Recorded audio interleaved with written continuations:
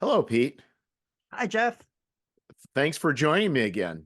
My pleasure. I really looked forward to seeing you and talking to you again. Yeah, yeah. No, most people don't want to see me. They don't mind talking to me. Just seeing me is the problem. But yeah, it was funny at Gamehole Con. You were one of the people I was wanting to hang with for a bit, but it was so packed, and I think also your booth was so busy. And then we just happenstantially, I think it was it a Saturday night or Friday night that we both just kind of wound up in that. By the entrance doors. Yeah. Yeah. I was coming in. You just happened to be hanging out there. I think you were waiting for somebody. And we lucked out to have, I don't think it was an hour, but a good 30, 40 minutes Yeah. before I think you had something.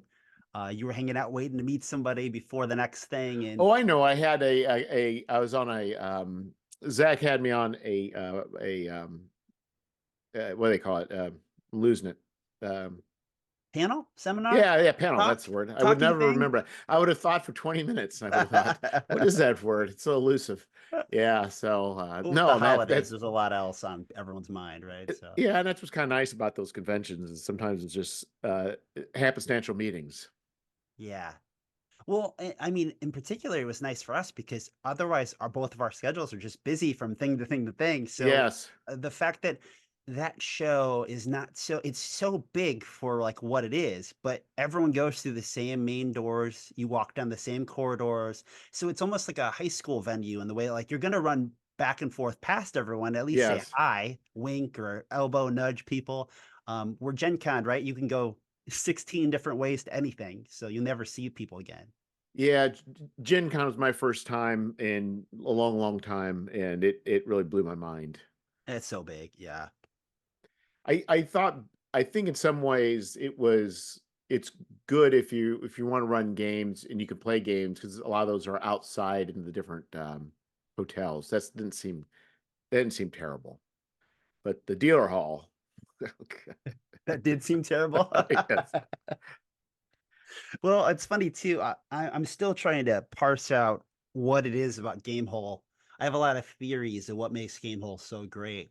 Um, a lot of things are right, enjoy the journey, because like yeah, Gamehole's on the journey right now. They're not at this crushing end of like, oh, love it or hate it, Gen Con, like just the size and the people and the masses and but all the benefits to come with all the people in one place.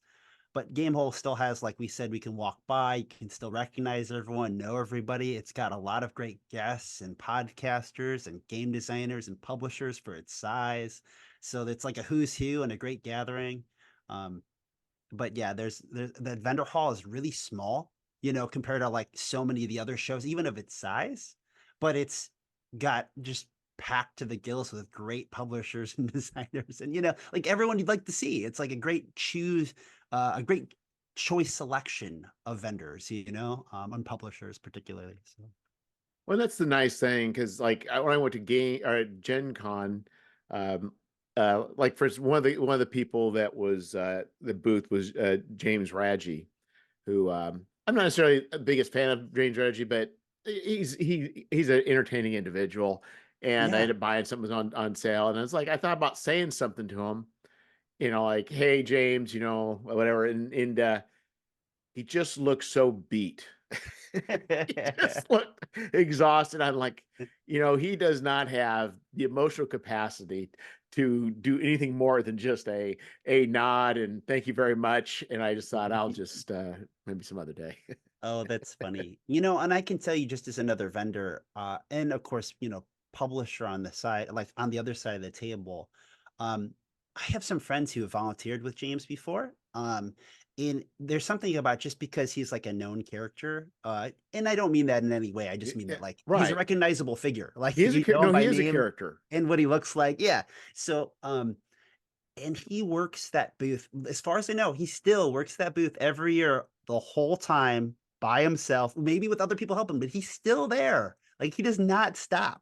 So yeah, he goes and he's a machine and you will see him and usually like in all black with his giant long hair, Yeah. just curly and thick. And yeah, so testament to, that publisher designer just hawking their wares, putting up the fight.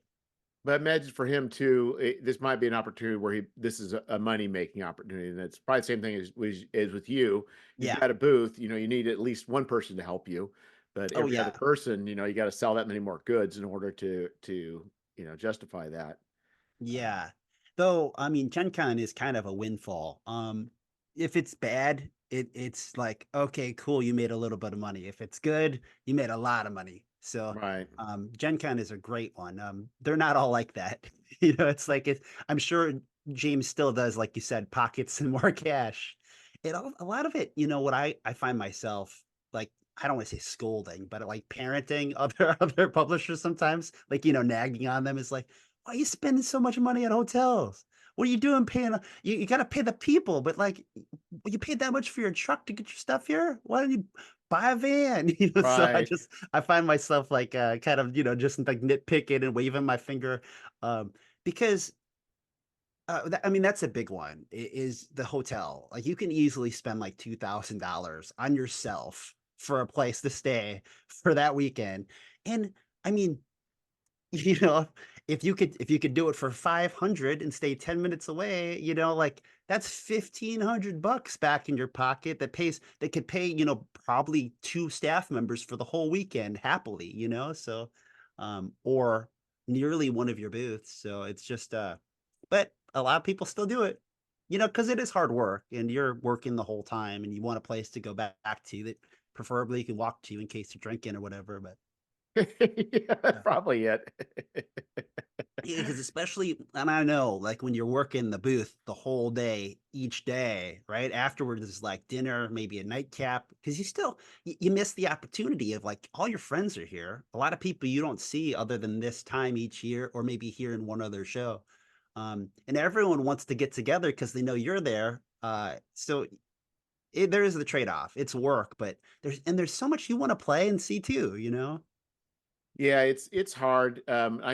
But you are right about distance because I think when I went to GaryCon, I was able to save a tremendous amount of money just by driving 20 minutes. Um, Yeah. like, It's funny in my case, like, I used to spend more as a an attendee, and then it kind of, like, reels back as you're like, "Oh, I'm going there to make money these days," and then you start looking at it differently, which is a two-edged sword, some of your fun yeah, becomes because work. I've thought about that. Like, I could get some more inventory. I thought about even maybe growing some things. I thought because a friend of mine's had a booth and it's worked kind of. Some venues worked out great, some it's not so great. But I also think you know, I enjoy going to some of these conventions, but I don't know if I would enjoy sitting at a table for, for 3 or 4 days in a row. Yeah, there's the good and the bad, just as a person who's obviously a big proponent for it is, you get the best because you meet people, maybe not this year, but next year, if not this year, who've played your stuff and they tell you about your stuff and they know your stuff and they say thank you for giving us Friday night enjoyment or my group did this with your thing um, and that level of direct you make things knowing that you like playing them and using them. So when you get that feedback that's just direct, genuine, I appreciate what you did and I liked it and my group had a good time from it. Like that's the greatest feeling. Obviously you've probably got this before. You know how it is. Right. Even as a podcaster, like people, I listened to this episode and Yeah. it really I needed Yeah. that right then. Yeah. And I think the few times I've had people make comments to me about like the stuff that I have published, it's just, I find myself panicking. I don't Yeah. know what it is. I'm like, You're vulnerable. oh yeah, like, oh, You put it out it's there, you can't like, change it now, It's like, was it good? Like their face is cringing, waiting in suspense while are they saying good things or is this leading to the bad, the butt, Yeah. Maybe I just Um, change the subject right now. yeah. We'll forget about talking about it anymore. And of course, the flip side, the downside is, you're the person at the table, and there's going to be a lot of time where people are walking by, and it's like a retail store. You start moving towards them, and they walk away, Yes. but that's just normal consumer behavior. It's hard because it takes a while to get used to it, and you're not selling, I don't know, t-shirts at the mall or something like, it's you have something important to you, and when they ignore you, it's more like I don't know, you were hoping to get a date and it didn't work out. But Yeah. it gets much easier, you know, because you start to He realize it's looked not you. interested. You look interested. He's not Yeah. really interested. He's just being Yeah. polite. Yeah. Well, he's yeah, and sometimes that's the worst. Which made me think of that's funny is especially at like these big, like I do a lot of Comic Cons, and I'll bring, I have to bring so many more business cards. And there's so many people come listen to the pitch, spiel or ask you about a thing or two. Like, I'll take a card. And then afterwards, you're like, man, all these people have learned to like just come over and take my card and leave. Like I succeeded because I gave them something. And I'm like, Yeah. no, no, just don't take my card. That costs me money. Yeah, Like exactly. it's not just you. There's like 1,000 of you who all take a card. Yeah, exactly. I'd rather keep that $30, $40 of those You just looked at 1,000 me. cards. Are you really wanting this card? Are you going to really contact me? Yeah, yeah. Um, Gosh, you made me think of you've heard of Burning Wheel, right? Yeah. Okay, just making sure I'm not becoming the old guy, the old I've never indie game played it, Zen but I'm guru. very familiar with it. Yeah. So I have a it's not a personal story, but I can't even remember who told me it, but it was like, secondhand. But there was somebody who went over there, I think it was the Magic Burner, one of the supplements to Burning Wheel, and talked to Luke Crane, who the designer and the person who runs the company. And I don't want to, butcher the story, but basically it was like he was looking at the book and Luke was there like selling it, right? And he said something out loud. He's like, yeah, I really want this, but I don't know if I'm going to use it. And Luke took the book away and said, well, then you can't have it. And then didn't let him actually buy it. He just did not. He refused. He just absolutely refused. He's like, if you're not going to use it, you can't buy it. And he's like, well, I want it. He's like, no, I don't think you're going to use it. So it was just a great story Yeah. because there was something to that too of like the person who I get to decide who I sell this to. It's Yeah, my exactly. product. I can distribute it how I feel fit. And it wasn't discrimination in any way that was like, improper. It was like, no, I'm the arbiter of this. I'm the guardian of this. If you're really not going to appreciate this, Yeah. I don't think I want you giving my I baby know to you'd you. like it, but you can come back next year and remember remember this conversation. Come back with a different attitude. Uh, You yeah, know, because it's kind of sometimes nice to be at that level where you really, oh, yeah. you don't like, I really No, don't you care. can't. Yeah. Like, No, please don't buy from me. Yeah. What was the other thing it was but I had somebody, who was sharing a booth with me at a convention that I can't name because 'cause you're not allowed to share booths there. And it was their first time, selling stuff. And it was pretty funny because, just a couple maybe after the first day, at the end of the day, they came over and they're like, "How do you do this?" And they were just like you just could see how they were just beat tired, like from the day, exhausted. And they're like, "Nobody knows who my game is, and I've had to say the same freaking thing like 300 times today, and my pitch is like, I sometimes I go in 2 minutes, and they just look at me and because they didn't know how to read even like when the person's done listening to you, right. They don't know any of the cues yet. So it was just this painstaking, slap in the face for them to remember to realize, which I've gone through myself too. You make all the mistakes before you like learn from experience. But that's something that I've been thinking of lately too, just in the way that like it was a good reminder because I hadn't had that experience in a while. That's probably like I think that was last year, but just having a new designer, first time at a bigger show with the booth area, and they were like, "This is so hard." Well, and I think too, it depends on your personality, extrovert And your versus pitch, introvert. You know what I mean? yeah. As far as like What do you energy got to levels. sell? Yeah, because some people like love people. Like Yeah. there was a book, this gal, she upsold me like crazy. And she was so enthusiastic. I'm like, okay, I guess I'm spending an extra 80 bucks.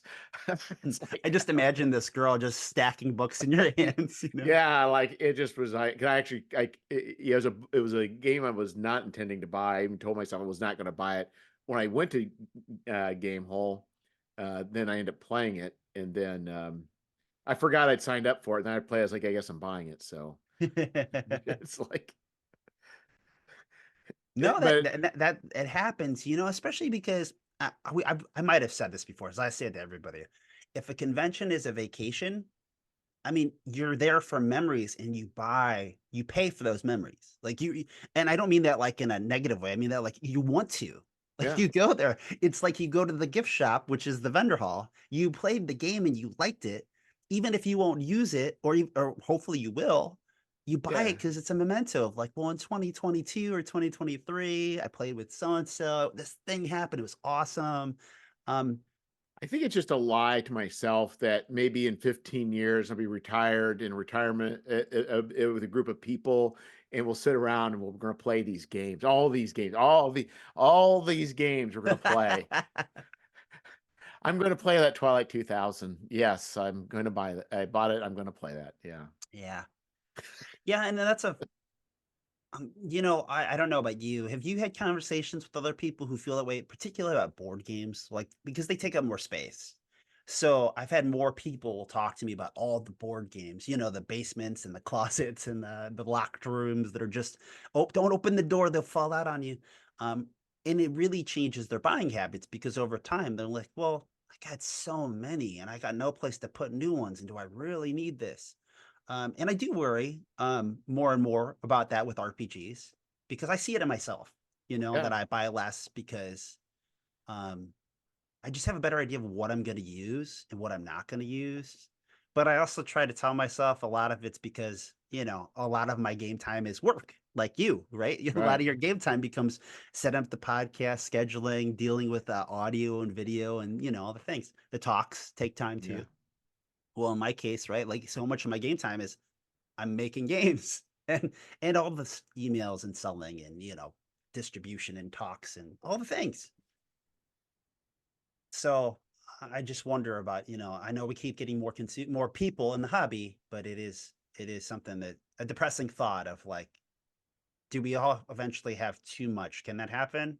I mean, I'm sure Well, people what have I worried look about that at forever. too is I look at layout for stuff that I can be inspired by. I also look for a lot of times I look for things as far as well, there's something that I can use for my own design and for my own layout and for my own inspiration, or maybe some mechanics or various things. Um, that, but that still may be another form of lying to myself.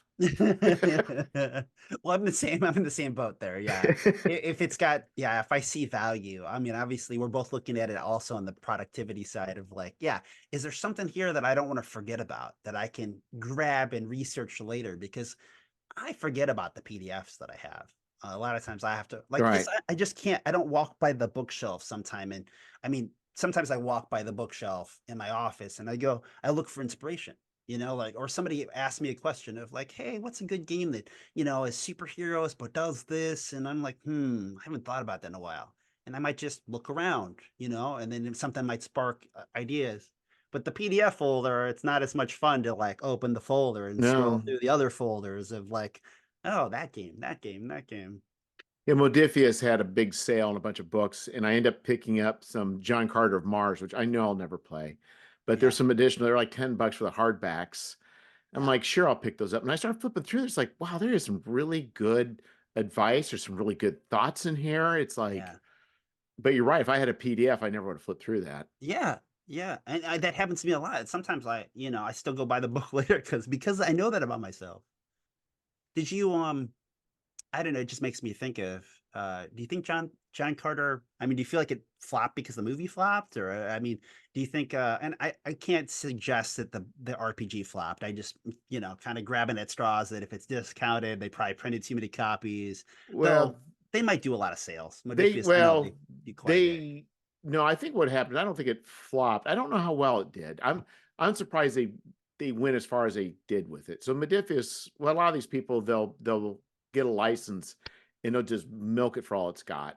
I mean, and so they put out a lot of hardback source books, the design, a lot of stuff was they paid for a lot of people doing the arts, digital paintings, but still paintings. Um, it's probably it's kind of I think it's a strange decision to do John Carter of Mars because it's very fun to read, but it's kind of like part obviously the sword and was that Sword and Planet, but it's a lot of politics too. And I think that's, you don't have the fantasy element, the dungeon delving, some of that other stuff to go along with it. So it's probably a little bit trickier to just, I think, do than it is with a lot of other games with that kind of setting. I do worry too. It's got the sometimes, like sometimes a game pulls off like sci-fi. Clearly, there's a lot of science fiction games that like work, Yeah. and that is the weird one where it's like science fiction but fantasy. Like it's like this. I can't think of a real good placeholder of like the game that is like John Carter of Mars, fiction wise. But some of the some genres are really hard to like really capture an audience. And they're not weird enough for others, like specifically weird enough, like Chew or something, or Ghost in the Shell or Yeah. something, like real, like just specific. Um, yeah, so I could see that. And then it's weird because Modifius is one of those companies got, game after game, product line after product line. Like they're just gonna like smash it. I mean, in the way they're gonna smash through the product line and right on to the next. It's like, okay, this one went better than the last one. This one went a lot worse than the one before. But like the train just keeps moving. Yeah, I was just surprised they had so many supplements because they even have these books are in different eras, which it Mm, just like blows my mind. Blows yeah. my mind. Um, I feel like their IP, I mean, they probably, them and Free League, what happens once you start getting IPs, especially if they have these like big company deals, that company, it's almost like they meet the rep for a whole library of stuff and they go, hey, well, how about this? How about that? You want this one? I'll give you a deal on this one. So sometimes, somebody at Modifius could have been like, I do love John Carter and Mar. yes. Well, it could be, some things are, passion, Yeah, projects, that may have been it. And I could see I could see it being a really good book for like Savage Worlds or a supplement or whatever. But the idea that they were able to put so much material out there, I found was kind of fascinating. I did pick up, also just flip through their oh, what's the post-apocalyptic one? I can't believe I forgot it. Fallout. oh, I do love Fallout. I think about playing that all the time, and like I said, as a designer who's always got to play test and run my own stuff, but that's the one that keeps coming back. I don't want to be like, oh, and I don't even particularly like the system, but I don't even particularly like the system. But it's just that like I was looking at the Settler's Handbook or Companion Yeah, I haven't just seen today that or one. yesterday. It's a new book, but Yeah. they on drive through, it was there, and I just went to the drive through page, and there's two images on the page, and the second one, I was just staring at it for a minute. I wanted to right click it and see if I could make it a desktop background. It was, about building your own settlements, right? And Yeah. it just had, like, clearly, like, the back of, like, airplanes were part of the wall, and it just looked really cool. And I was just trying to, as I was looking at it, again, because I'm fanboying over it, like, I wanna play it more, I took a minute staring at it, and then when I even closed it, I reopened it back later to see if I could get that picture and put on my background, because it captured my imagination. Yeah. Because I was like, "What is it about Fallout?" And I know what it is. It's the retro, um, Yes. and it's not even a retro era that I, like, care about, but just so well portrayed, and then a fiction that's so gripping and so interesting, and something that, like, perpetuates a role-playing game very well. Because that's why the video games are successful. Like, the concept is gold. Um, so yeah, it doesn't take much. I can't say that I've always been really fascinated with the Fallout art, but I'm sure that it's getting better too. Like that they're Yeah, I've never played the so you're gonna game, get the Fallout feedback. game. So I know of it obviously. But it's post-apocalyptic. It's also the 2D20 engine can be pretty quick to play. I was kind of interested in how Sure. they do it, but I was shocked They at, had some cool tweaks for it too. oh To yeah. give some praise back to 2D20. I think what they did when I look at, I've not having played the game, I think it is very much if you play the role-playing game, you'll fit right into this because it's like all the little tiny little like there's like several different types of powered armor, and then they have different body locations for each of the body armor, and then you can Yeah. mix and match to a degree, and all these animals you can kill, and then you make they provide different like benefits, and like it's like goes on and on and on and on. I'm like, I think that's a level of complexity I was not really wanting to sign up for. Yeah, like you said, missing out on the source material a little bit, Yeah, hurts you because there's a lot of familiarity that like any of us who've played even one or two of the video games, they're so expansive. yeah, They're all huge games. So after you've sunk 100 hours in any of them, yeah, you have exactly. a pretty good idea of all this stuff already. So But I you think don't the even idea of need the piecemeal. monsters. You're like, the- where are the bloat flies and where are oh yeah, yeah, and I could see where, I mean, the nice thing about that is if I were to run, and I don't say I would, but there's a number of people that could be running forward that would love the RPG. Like it's a solid sell. That's the nice yeah, thing. But I just don't yeah. want to know if I want to get in the complexity. Okay, you've got. This is why I think as I'm getting older, I don't know. I want to have all these little bits that like treasure is now. I don't know what it is now. It's just shocking because they have all these modifications. Like there's a gun, it shoots gamma rays, but you can put a dish on it, it does this, and you put this on it, it does this, and like I'm like, I don't know. It's Yeah. like, Yeah, but it's different these days, right? And a lot of the audience totally agrees with you. I mean, that's where we are today. That's like, you know, why fifth edition is in a lot of ways very rules light, advantage, disadvantage. Forget a lot of those modifiers, we've all moved to that and we're all busier. It's just we're all kind of anticipating when our phones are going to catch up to the point where they're like that perfect app for us that we don't care how complex the game is because the phone's going to do all the work. Like that's yeah, coming. We just haven't got there yet. yeah, yeah, And then and games are going to all be GURPS and it's going to get weird. yeah, Rollmaster will be on Yeah. the menu. Yeah, we'll be playing Middle Earth role playing once again. Yeah, we'll be like, yes, cold shot to the pupil on your left eye. It's incredible. I can't believe it worked. Yeah, you're like stuff you wouldn't even imagine. I just took off your third Yeah, fingernail. exactly. You know? Yep. Yeah, now you're going to take a -3% modifier on Yeah, your exactly. It's your. just so granular. Yeah. Yeah, I think Try walking on two toes.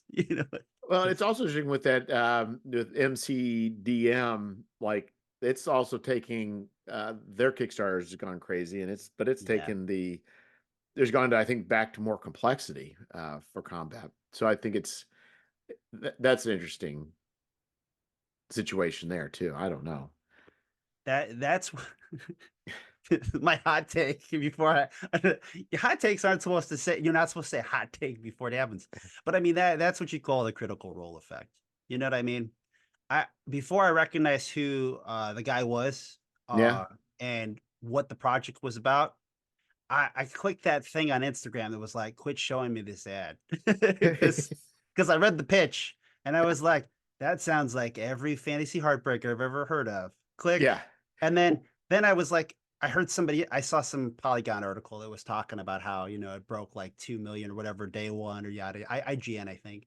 And then I was like, oh yeah, that thing that was annoying the shit out of me. And then I was like, oh, Matt Colville, I've heard of him. I wonder if MCDM is Matt Colville, the DM game or something. And then I'm like reading about it and I read the blurb and anyway, I mean, I'm not your audience. I Oh, mean, like, right. don't sell me D&D. Like, I believe like there's plenty of D&D in the world. Like, Well, I what's don't need funny more when they D&D. say we're definitely not D&D, we're definitely not D&D, but all the things they talk about, they're D&D.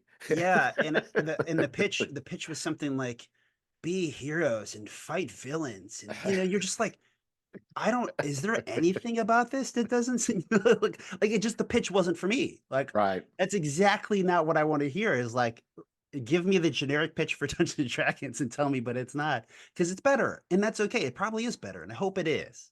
Because they talked about stuff that I do care about, like making combat more dynamic and interesting, breaking away from things like I hit you, you hit me, I have more hit points than you, like I But now want it they to have be every immersive. or you hit every time. Now you're just rolling damage back and forth. Cool. Well, at least consequences, right? Like we're caring about the consequences, but I don't know if it really changes anything. So you're rolling dice to damage me every turn, and I'm rolling dice to damage you every turn, but you have ways of mitigating the damage that I roll against you. yeah, And I'm not saying it's bad, but it's just changing one thing for another. I don't know. yeah, I think for the people that love it, they're going to love it. yeah. Well, hey, and I mean, Colville's got a following, and from what I read on Wikipedia or whatever about Matt Colville, I've only heard good things industry wise about the guy. And then, from what I read, I was like, oh, I never knew he was like Critical Role related, and that the Critical Role cast like has used some of his stuff and run some of his stuff and brought him on as like cast member occasionally, or like they pretend to play him, I guess, because like is an evil villain or something. Oh, that's funny. But yeah, so he's like a character of the show that if you're like a fan of the show, you'll know more about like Matt Colville. And if they do commercials or mention your product, it kills. So let alone like if they're praising the heck out of you routinely as a character, as a caricature, as the DM, as the content creator, So I mean, but there's got to be reasons. I don't want to also just Oh, I'm not splatter having all over watched the much guy. of his. I think he's a very logical person who presents things very well and in digestible ways and can produce quite a bit of content. Yeah, and he's probably adding a lot of value when it comes to like what is good storytelling and game mastering and all these things. Yeah, no, I think he definitely is. I just know that the product itself, because it appears to me that it's more of a taking fourth edition, which I've never played. And so I'm basing on things I've never seen or never played and making some conjecture, but I think it's taking fourth edition and kind of going that direction with with the game as far as Yeah. focusing more on the combat than the other. That's fine. I mean, more games are out there and people are doing it's better for everybody. Yeah. Yeah, I hope so. So one thing that's kind of confused, or I say confused, I wondered about you, Pete. Like there's $3 million that could have gone to all kinds of amazing other games that are Yeah, really groundbreaking and he innovative and he is doing paying awesome people, things. but he's And also paying people pretty good wages. I think he hires people full time and actually pays a very good wage for those people. I've heard that too. You know what? But it is a lot easier when you just get money hand over fist. When Kickstarter Yeah. just gives you like a $7 million check. I have a feeling when I make, PPRPG, the Pete Petrusha role playing game, that it's not gonna be as So what would that look like? lucrative for my freelancers. So what would that look like? No, I just joking that like I don't know what it stands for, but when I was oh wait, Matt Colville, oh my god, it's MCDM or whatever. I was like, because I had seen the ad so many times, and some guy was sitting there. I didn't know what he looked like. So some guy's like talking about his game or whatever. I'm like, okay, I don't tell many ads that I'm done, but obviously all I look at is like role playing games and travel and stuff. So it was like they're like, this guy's gonna back this game, like bam, bam, bam, bam, like nonstop. And I was like, all right, yeah, this one's got to go. Well, the thing is, what's weird about Kickstarter, Facebook ads is it's for the tabletop role playing community, it's not very fine tuned. It's hard to like. Oh, for sure. Yeah. You can't target very well. I No. mean, one of the best targeting for years was like, do they like the tabletop gaming like awards publication and tabletop gaming? Because Yeah. if they also like the magazine, they must mean they're really into it. And then the game choices you could pick were like Vampire the Masquerade, D&D, or like maybe Pathfinder. So they're not useful for most anyone else. And people just like I don't know the facts, but we always joke that like 60% of the audience is D&D diehards who will never play anything else. And if they do, they'll flirt a little bit, right? Because the hope is supposedly there's data that like it takes about 5 years for like the hardcore D&D'er to like try something else. And then they start to kind of open the doors and move on. But then there's also the data that suggests that like most people for the longest period of time before the modern era only ever played 3 games in their life and always went back to them. So there's a lot of data problems still. Why everyone played Monopoly only, like Monopoly and Uno and one other game for them. So we have this long history of decades before the modern computer Right. games, video games, so on, of just people playing like the 3 games. So Well, I think there's the people like familiarity. So it's, And you know the rules. It's the hey, it's the same argument. yeah, Well, I already know how to play this yeah, one. exactly. So I was with a friend. We're doing the disc golfing bit, and in his truck, and he was listening to a satellite radio, and it's the same rock rate, same rock from like like the 80s and the 70s, and I'm just like, I've just heard it so much, I find it like irritating, but to him, it's comforting, Sure. and there's nothing wrong with, AC/DC or Journey or, all those bands. There's nothing, I've enjoyed them a lot, but, just to listen to those songs over and over again for a half hour ride, then another half hour ride, it's just like, ugh. It's like, but the people with D&D, it's just like it slips right in. It's very Yeah. comfortable. You don't have to explain anything. Everybody sits in their roles real quickly, pull up the sheets, and ready to play. Yeah. Yeah. It's weird too because I mean, obviously people, there's different kinds of gamers that want different kinds of things. I can't think of the name of it, but Robin Loss is a really cool book that it's kind of older now, but it was about the different types of players. And for most game designers, it's kind of like one of those you should read it if you Yeah. get the chance. Cheap, easy, pretty available PDF wise. And it's not long, but it just kind of talks about, I can't remember offhand if it's 7 or 9 different gamers. And one of the ones that like we don't give enough credit to is like there's the person who's like just the casual gamer who just wants to be there with their friends. If we were disc golfing or if Yeah. we were grabbing a beer or watching Yeah. football or playing D&D, they just want to be involved. And like their type of fun may never be super engaged, hard into the role playing, hard into the mechanics, deep into the character creation or the story, but they're still having fun, eating pretzels and sitting there and being one of the guys or girls or the gang, and that and it's important for us to remember that there's a place for that, that like because sometimes the game masters, we're like, what is wrong with this player? Right. Everything I do, I made the whole story about them and I focused them, put them in the center, and they're still just walking around meandering and they could give a shit less. Yeah, Like, do exactly. they hate this game? And you're like, no, they just never wanted any of that. Right. Something about that made me think of like a bad comic strip, like of the not even anti-hero, just the character who doesn't care, meandering Yeah. through the world and stuff keeps happening to them. Well, Why I does think the the thing world is, hate me? we all come to gaming for certain reasons, and people, like you say, come for different reasons. They are there just to hang out with their friends. Other people, they love game mechanics. Got a friend that loves game mechanics, so we play a game that has crappy mechanics. Well, like he does not like old school essentials, just because there's not much to do mechanically.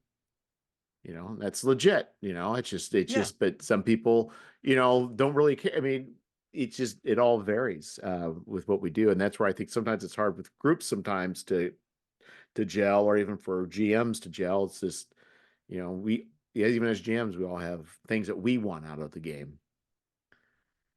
Oh yeah, yeah. Because it can be so frustrating. I have the luxury of getting to play with different groups. Whether it's conventions, but also like I can kind of like put together groups of different people, and um, but it's almost frustrating at times because you run a game of something that maybe you really want to run, and then they're just not into it like you want them to be, or like in the same kind of story vibe that you have. Maybe it's kind of grim, or it's dark, or it's twisted, or the same could be said if it's kind of light and zany, and it's or action packed. And I was hoping there's more intrigue, but it is frustrating at times when you finally got everything together. You got the game, you set up, you prepared, you know the story, you've read the thing, you made the characters, the tone you thought was kind of going to be okay, or you didn't think that the tone would be the problem. And then, yeah, you get there and you're like, no, it's not really hitting the mark of what I wanted to get out of this, like the stories that I was hoping it would become. And that can be hard because maybe it's not meshing with that group. You're like, but now I got to do everything all over if I want this game to be what I want it to be. So Well, that's it kind of because some people are very GM centric, and on Twitter, people get, some people are, I guess, more the old school crowd are kind of like, it's the GM's kind of the king kind of thing. But really, ultimately, if you're producing something nobody wants to play, nobody's going to play it. Yeah. Yeah.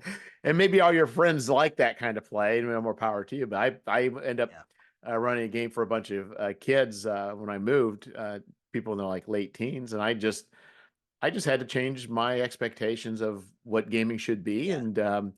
and I eased up on a lot of stuff, and we all had fun, and it was good, and you know, I said that in particular, I had a series of games and I was just probably like on a horror streak.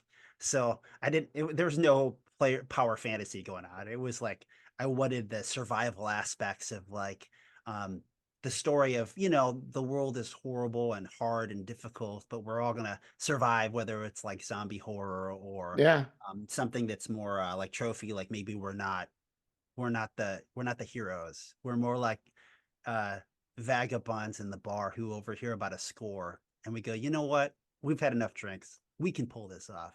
And no, you can't. It's a horror movie.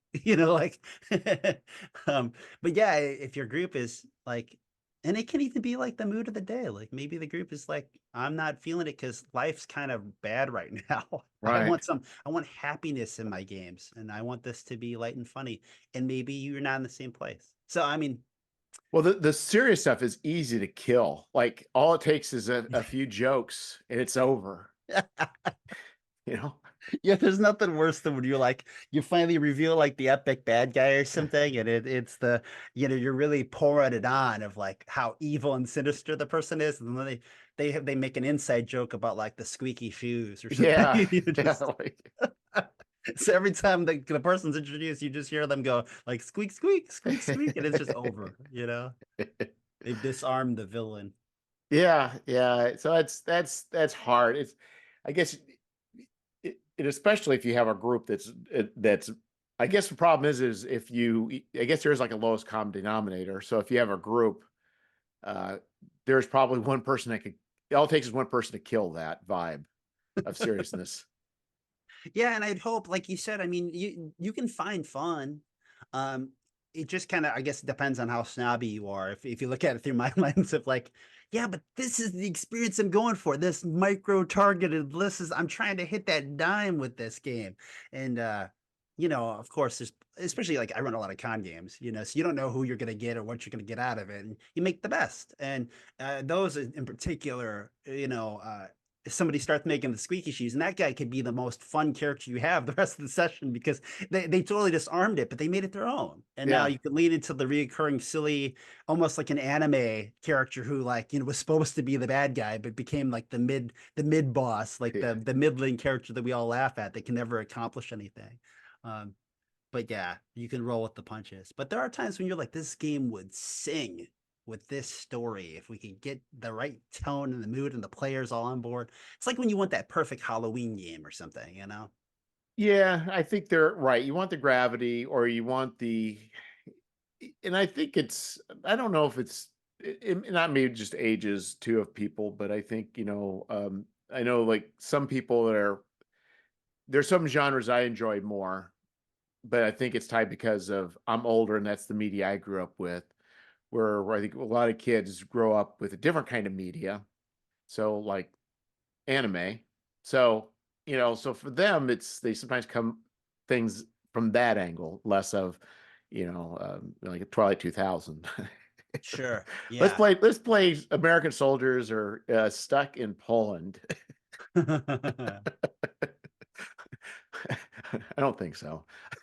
It's like, It's too bad, right? Yeah, exactly. But I can hear it. Obviously, being a person who sells a lot of games, yeah, I can tell, right? Like the pitch is already hard because some people you're already fighting like, oh, like I want a history lesson, yeah, exactly.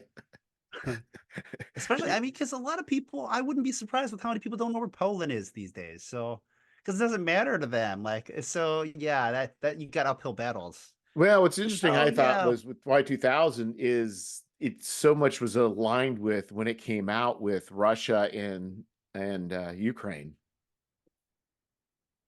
so it's so topical now. Yeah, I mean, Ukraine is it's right next to Poland. I mean, was just Yeah. like, and they invade. I mean, it's just like, and also with the potential of the saddle-rattling of launching nuclear weapons from, Russia. Excuse I me. mean, this is all just kind of like, this is kind of weird. This is kind of reoccurring, but I don't think it still interests the kids, so. It's interesting too because obviously Free League published that, and there's going to be European sensibilities that are interesting because like Europe cares a lot more about. I shouldn't say they care more about it, but in the U.S. we just don't deal with all these different countries. Right. We're horribly illiterate, ignorant of Well, things like we're uh, isolated from and all we're that. isolated. Good. Thank you for something more positive to say. But like sometimes I read things and I go like Household. Household was like a newer release, another Any award nominated product, one of the product of the year category nominees this last year at the Ennies. And it's a really fantastic game. The art is like it's exceptional, is what I'm trying to say. It's exceptional, but they made it all a little small on the pages, to the point that like if you don't really take a second to really look at it, you could be like, oh yeah, the art's great, but like you could ignore it. No, it's like fantastic. Like every one of these pieces is fantastic. But the point is that you play these like miniature, like they call them littlings, but you're like, like almost fairy-esque. But you're like, think of fantasy characters like in D&D or something. The different races, but you're 2 inches tall. And it has a little bit of the mouse guard thing where like a Yeah. key could be like a battle axe or something. But every room in the house is like a different country. So there's all this politics and intrigue that's going on. But they're all kind of fashioned over mostly Europe, right? And that appeal, and that's an easy way to explain it. But it's made by Italian designers, and there's more of an appeal for that that's relatable if you're European. And in the States, for some reason, because we're isolated, plenty of people care, but plenty of people don't. And it's not, and they think of it like it's not as relatable. It's not as interesting to them. So Well, but I it's think too, it's unfortunate. like if you look at like medieval history, uh, we have this, I think, as Americans, I think we just have this this fantastic view of what medieval life was like. But Yeah. but when you look at English role playing games, they're like, no, this is crap. I mean, everybody is in bad shape. There's nothing happy going on Yeah. in medieval time. If you're lucky, you live to your 45 maybe, and it's just kind of interesting how to them it's very real. To us, we kind of think of it in a way that wasn't anywhere close to reality. And I mean, that's part of the appeal, right? Thankfully, oh my gosh. So, what you made me think of, because we're just riffing on different games. Did you see Diablo? Like, Diablo's coming out, and they're going to do like the world's greatest role playing game. And No, there's a whole trend because like I was really sad to hear like the report, the journalists on Dicebreaker, that the Adventure Time game that was like very notable for going to be like a yes and no but like rule system, which I don't quite know exactly what that is because like I didn't see it. Will now be the alternative, and they're going to use the world's greatest role playing game as the basis now. There's a whole trend, and I get it from the IP side because I've worked with IP, so I get it. Um, those companies are like, well, can't you just use this thing?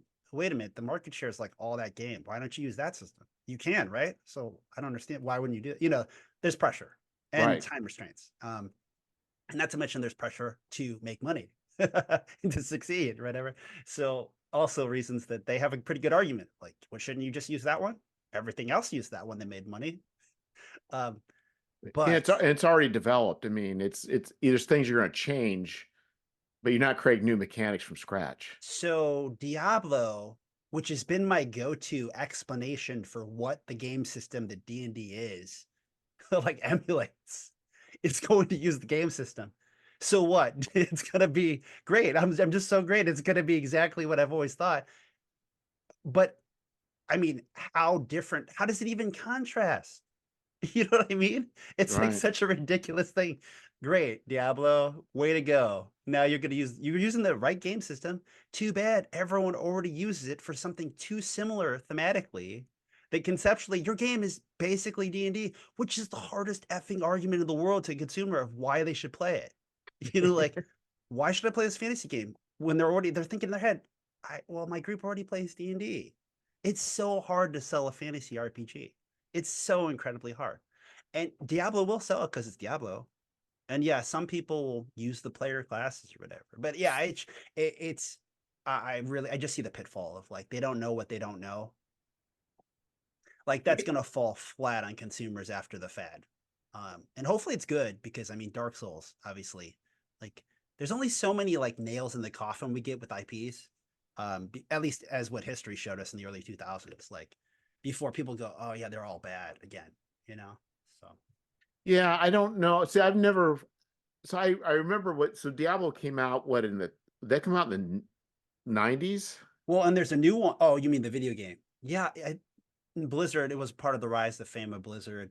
It was their first. It was their. Well, they had some other hits that were smaller. Like no one with the epic first big hit for Blizzard, who'd become the Goliath behind World of Warcraft and I Yeah. mean in Warcraft and Starcraft and probably a ton other that I'm not even mentioning. Yeah, Diablo was the first really big one. They had the thing Rock and Roll Racing, and there was something about Three Dwarfs that was like big on Super Nintendo, but like Diablo is like what put them on the map. Yeah, it's interesting. So they are. So they're going to use the D&D mechanics. So they're just going straight to the and then just building off of. Is that what you're saying? It's 5e, yeah. They're using the OGL. You know, it's just like great.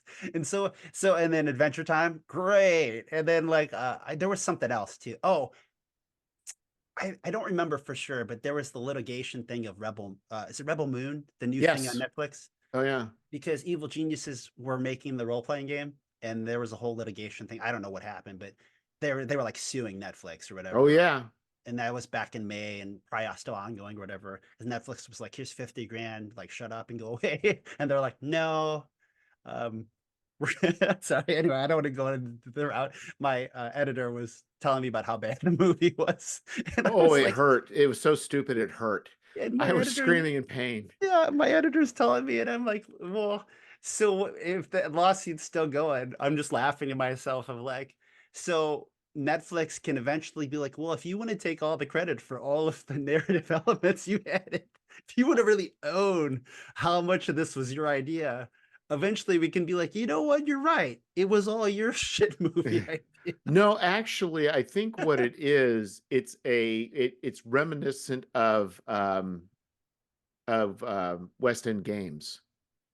Oh, So really? so George Lucas creates Star Wars. Yeah. There's a couple novels that come out. And then somebody licensed this Star Wars at West End Games and they start world building and they start developing histories and people before anybody even cared. From my understanding, that's what those people did is they created source books and created a tremendous amount of content. Yeah. No, you're doing a much better favor than I was. I was just picking. I was teasing because Oh, I just was laughing about how my editor was going on and on about it. And then we had also talked about the You know, I think he shared the article with me about the litigation thing a long time ago. So then I just got me laughing because I was thinking about it hilariously in the way that like, could you imagine if the legal lawsuit is like, well, we made up all this stuff, and eventually Netflix is like, yeah, you're right, you made all this stuff, you like ruined us. publicizes them or whatever. Because clearly, I mean, it was whole Zack Snyder's baby, so like they clearly didn't make it all up, but you know, um, but it's funny. I just imagine like for them forever being known, no one will actually even acknowledge or tie the two together. But it's funny to imagine in my own Oh, little right, brain exactly. space of like, oh, the guys who like made Yeah, the Rebel exactly. Moon RPG, and that Netflix used so much of the setting Yeah. material in the movie. Yeah, no, I mean that sucks for them. And I only things I've heard of Evil Geniuses is they're actually really great. And uh the head guy who came over from the movie industry, which is one of the reasons why they made the Everyday Hero, so they have all those licenses. Uh, yeah, I I have a lot of opinions, obviously, about things, but um he sounds very earnest and very interested in getting into this industry, you know. So Well, they have a group of investors. I can't believe there's yeah, investors, people investing in RPGs. yeah. If I was going to invest in anything and get a group of people, say, let's pool some money together and get a good return, it would never be an RPG. Yeah, sure. You know, yeah, I can't imagine seeing something like venture capital You know, Yeah, but they have venture capitalists, I think, that are it, or I don't know if that's the term, but there's a group of people that's why they're able to sue. yeah. But it's just like I think it really appears if what they're saying is just it's really theft is really what Netflix is doing. Well, because they're basically like, here's like we're they're canning. They wanted to can it. They were Yeah, like, hey, you're done, and you can't make the thing, print it, and sell it. Like you can't get that payoff. But in consolation, here's some money for your time. And they were like, no, we've put significant amount of like our company's future in this product with the idea that we will create a product and sell it. And by you telling us no, that's not a thing, you've caused us all kinds of damages. I And the think they amount of money you also just get want to hand access. us. I think all the things that they wrote, they have access to. So all that world building that they did, Yeah. Netflix would then own it. Yeah. Yeah. Cause I mean, they basically were like, well, that's ours now, and we're going to can it. Or But you don't. but if they made a better movie, that may have been, a bigger boon for Netflix. I was very surprised there was even a Rebel Moon RPG coming out simultaneously with the movie. I mean, It's pretty very smart. ambitious. I think what I would recommend, I think the best thing to do is wait a couple years. There should be an art book out and it should be discounted and flip through the art book and make up your own story. Now, on the flip side, like I was saying, I was having a conversation with my editor, and I mean, what I saw here was also that I'm sure it's part of the pitch, right? So there's a whole generation that's just not as into Star Wars as the last couple generations. And there's obviously plenty of precedent that says that, like, there's a large amount of male audience that really can get into this, and beyond that too. But I'm just saying that, like, huge demographic, right? Because clearly we saw Right. how big Star Wars could be, even generationally, and that's fading. So they were like, there's a chance here that you could kind of capture a new generation with Star Wars esque that could eclipse it. For it could be Star Wars for another generation, and that's a huge cash cow, right? Even if you're like just a small percentage of what Star Wars was to another generation. um, Unfortunately, it sounds like it wasn't, and it It, will, but it will be to some people because that's why we have cult classics. But I think people who will just delude themselves. It's not even that good. yeah, If I were to guess, it appears that they use Chat GPT to write the movie. yeah. My editor said something about like the dialogue. It wasn't in the first few comments. They clearly Yeah. were like coming through over the course of the watching. But yeah, towards the end, it was just like, I mean, my editor is pretty self-deprecating. Yeah. So, but they were like, yeah, there is dialogue here towards the end that, I mean, I could have easily wrote much, much better. And my editor doesn't take credit for anything. But I So, think what's interesting is when they need to do exposition dumps, that's yeah, really a they mentioned that killer. too. And they Yeah. kept doing it. I'm like, this is bad. This is bad. Yeah, I was just like, "Hey, should I watch it?" And they were like, I really, really like bad movies." So there's something to be said about that I have to think about for a moment before I actually consider if I should recommend this or not, because it's really, really bad. Um, I could not. I went in expecting it to be bad. I just didn't expect it to start tunneling under the bar. I yeah, I heard, had a low bar, but it's like, ooh, it's even worse.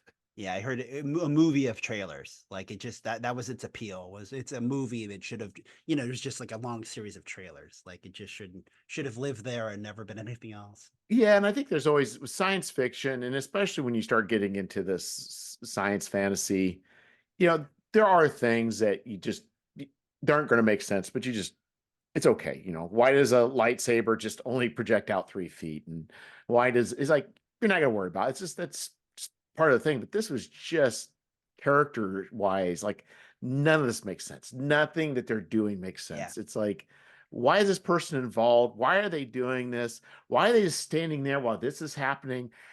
How did this ship just get taken down? How did this ship get taken Yeah. down? I'm like, to my brother-in-law, like, did this just happen? This, because I don't understand how the ship got taken down. Like, like, I wish, if you're listening, that you could see how animated Jeff yes, got. This has got to be the dumbest movie I have Oh. seen, and not in a good way, ever. When I say ever, And it's there's just things too that are just like, why? Which I guess I'm sorry, you've said 16 times, so I don't need to continue down the train. Yeah, yeah, because a lot of money was put into this. You're just like, I yeah. mean, how? Why? Yeah. Well, and I think the problem is he's over stylized. Like, for instance, there's one guy that gets found in the gutter. And so they bring him out. It's kind of like a Coliseum area. Okay. And then they pay somebody, and this person's got this hose and they're hosing this guy, and they got this brush and they're scrubbing the guy down. And the gal says, "That's enough." So the woman stops, and then they start talking to the guy. Half his body's still covered in filth. Like, he didn't wash the front half. Like, I don't understand. This whole scene of him getting scrubbed, and he's still caked with filth and dirt. Half his body, like, it, visually it looks cool, but it's just like I don't. Wow, So, Jeff, I mean, if we can old man here a little bit, I mean, the world's just going to hell, right? it Like, is. like there's definitely trends of like Yes, people just don't give a shit about so much that they used to, and just in general every day. Like you go to gas station. I used to joke after COVID, you could tell like everyone's a new employee because like the circle of like frosting on my donut was like half. Like it was like a little ring more towards the inner center than the full because new employees, right? Like the people who always frosted the donuts aren't frosting the donuts anymore. And it just seemed like there was a trend clearly of like you go to a restaurant and like the hostess just doesn't give a shit, like there's just an expectation of like, oh well, tip me or whatever, and like yeah, like let's go through the motions. So often, like I'm like fighting a residence in bill when I go and I check in, Priceline it or whatever. They like rung me up and they're like, oh yeah, that's weird. Don't worry, it'll probably fall off later. It didn't fall off later when they double billed me or whatever. So I call and then, I have to call again because the first person, they take 10 minutes. They can't find the thing or whatever, the reservation, the commit the codes or whatever. And then they're like, okay, well, you got to talk to the manager. So you're just like, well, why did we go through all that? And then the second person, I talk to them and I feel like they're really just trying to like hope that I give up anyway for my $60 or whatever. Like it's so annoying yeah. because it's like it is worth the time clearly, but it's like just so I mean for the people who still give a shit about their job and their performance, like I'm not even super religious, but God bless you, Yeah, because like yeah. it's so refreshing these days. But I am so used to anymore. Like I'm going to talk to the manager who also is not going to be empowered and capable of dealing with any of this shit. Like the level of expertise just seems like so poor all the time everywhere. Like and anyway, just old man it. Gosh, and then we even look at this shit, like you're just like, here's Rebel Moon. Um, everyone's, talking about Aquaman. Like it what is going on? Like, is Right, it just the because it can't be that much deadlines? harder to make a better movie. Is it? Or is it just like people are just turning in shit? Like, Yeah. it's the enshitification that we Yes, mentioned exactly. earlier. Like, Well, I think there is a certain amount of that. I think the idea, well, I think what's interesting is it takes like something like Star Wars. It started out as being, it looked to the past, grabbed some stuff that really was during a time that in the 70s, everybody was depressed, things were looking bad. And there's this hopeful movie that's pulling stuff out from the pulp action, from the 50s and such, and it was really different. And I think what happens is then it becomes really big, and then corporation to say, well, it's really big, we need to play it really safe.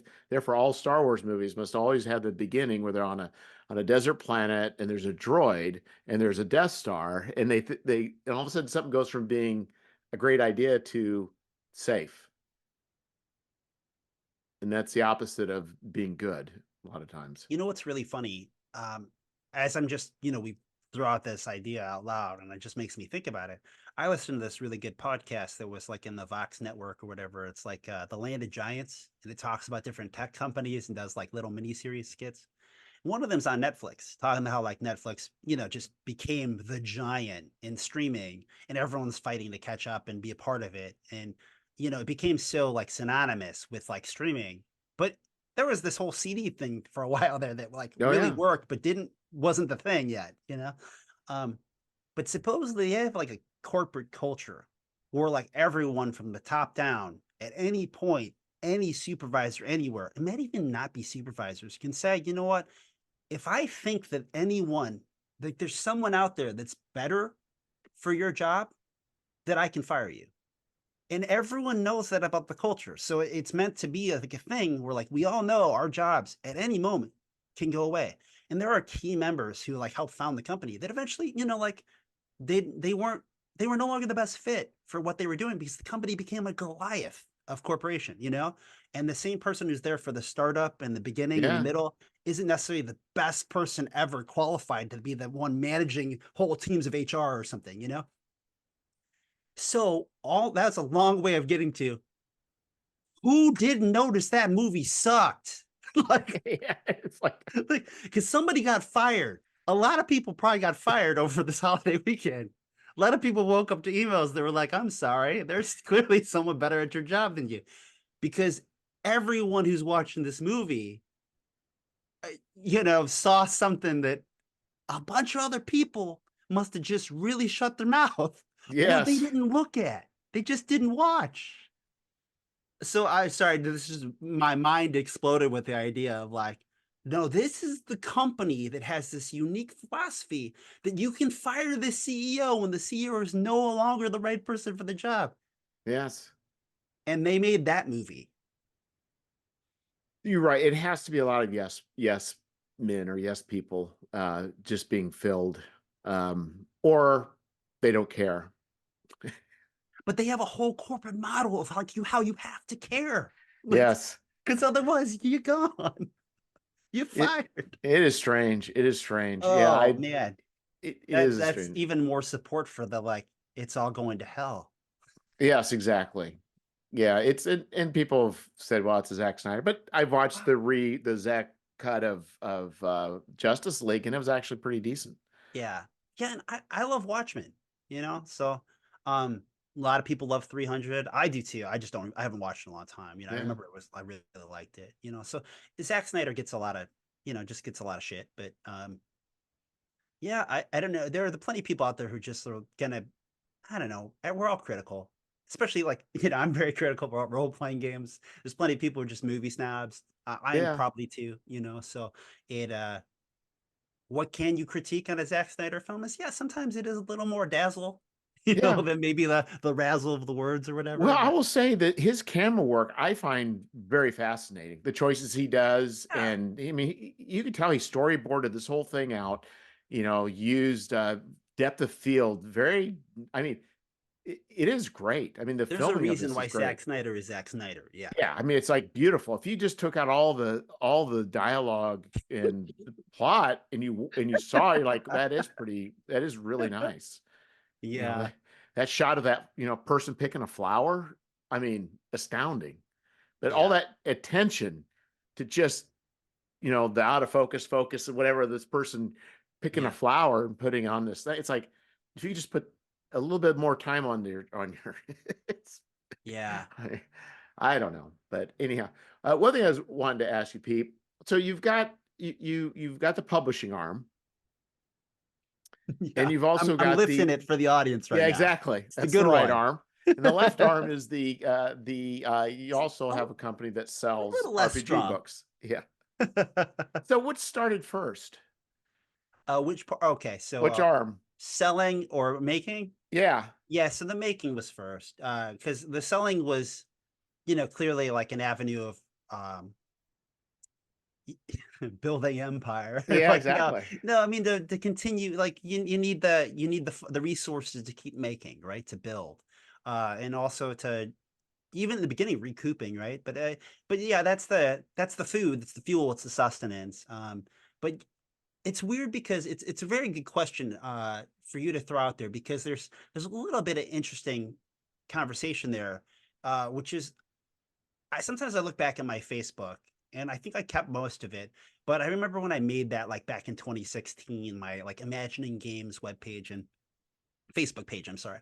And one of the things I put on there, and I don't remember what you call it, but it was like, like I want to help you find the role playing game for you because I think that there's a game for you, and role-playing games have so much value, for all of us that know it, right? Intrinsically, whether it's the escapism, it's the visualization that you can, even gamify like goal setting and visualizing success.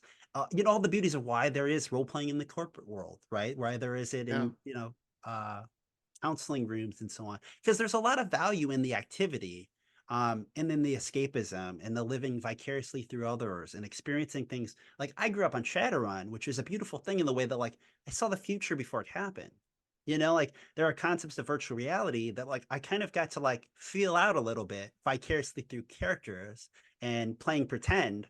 But I got to think about, like, what does the world look like that has, people advertising all the time that's just popping up in your visual field of view, Right. before social media. Um, so the thing was, now on the if the left arm is the selling, is the retail arm, it's interesting because my success as a publisher and game designer, and in some ways like a community organizer, going through all of these motions and meeting people and networking and growing through the hobby, and always trying to bring someone along, like always trying to like help others and give my time and be a part of what other people are doing, and remembering that it's not all about me and my company and my games, that like it's a whole community and we all need to grow. Um so it became more that that was always part of the vision, wasn't it? And I never neglected it or forgot about it. And I've grown more and more into a place where I've been able to do that because I have a lot of great relationships with a lot of great networks now, whether they're actually distributors or game companies, or that will allow me, even without a brick and mortar location, to retail back games or order like a retailer, or things like that. Like I'm a sales associate for Indie Press Revolution, so I rep them at a lot of shows in the Oh, okay. Midwest. So that, a large part of the game hole booth is being able to bring like a wealth of games that come out of that network. Basically, they don't call themselves a distributor, but they're basically like a distributor of indie games, indie role playing games. Right. So, but the beauty for me is that I can curate across all of these different networks to pick and choose not only what sells, but what answers all the reasons why people tell me that they don't role play. Oh, well, I don't have a group anymore. Here's some solo journaling games. Did you know these exist? It's so hard to get the group to play like a game because like we got all this planning. Did you know there's GM-less games?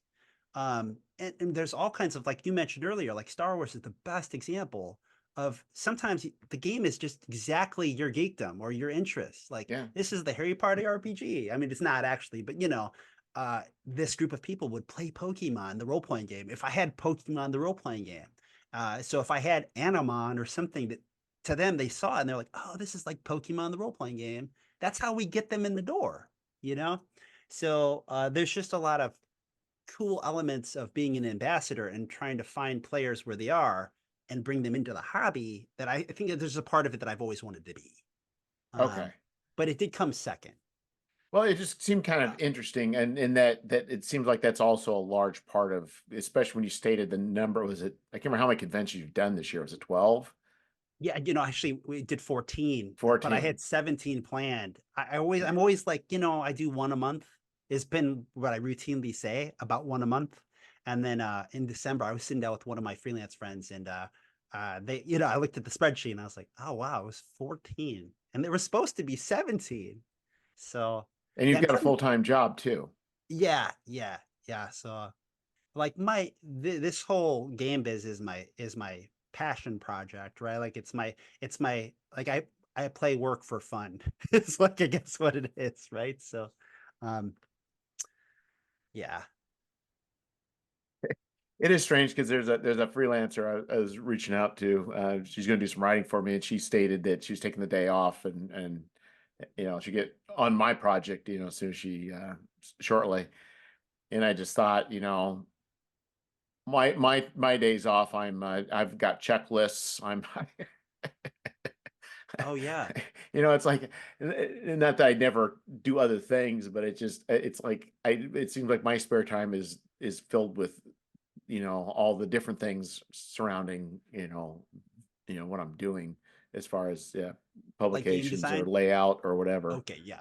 I was like, just because you could have been like, chores. Yeah, Like I was like, I think we're on the same page. But yeah, yeah, it's and I don't know in your case, but yeah, and it's difficult with family.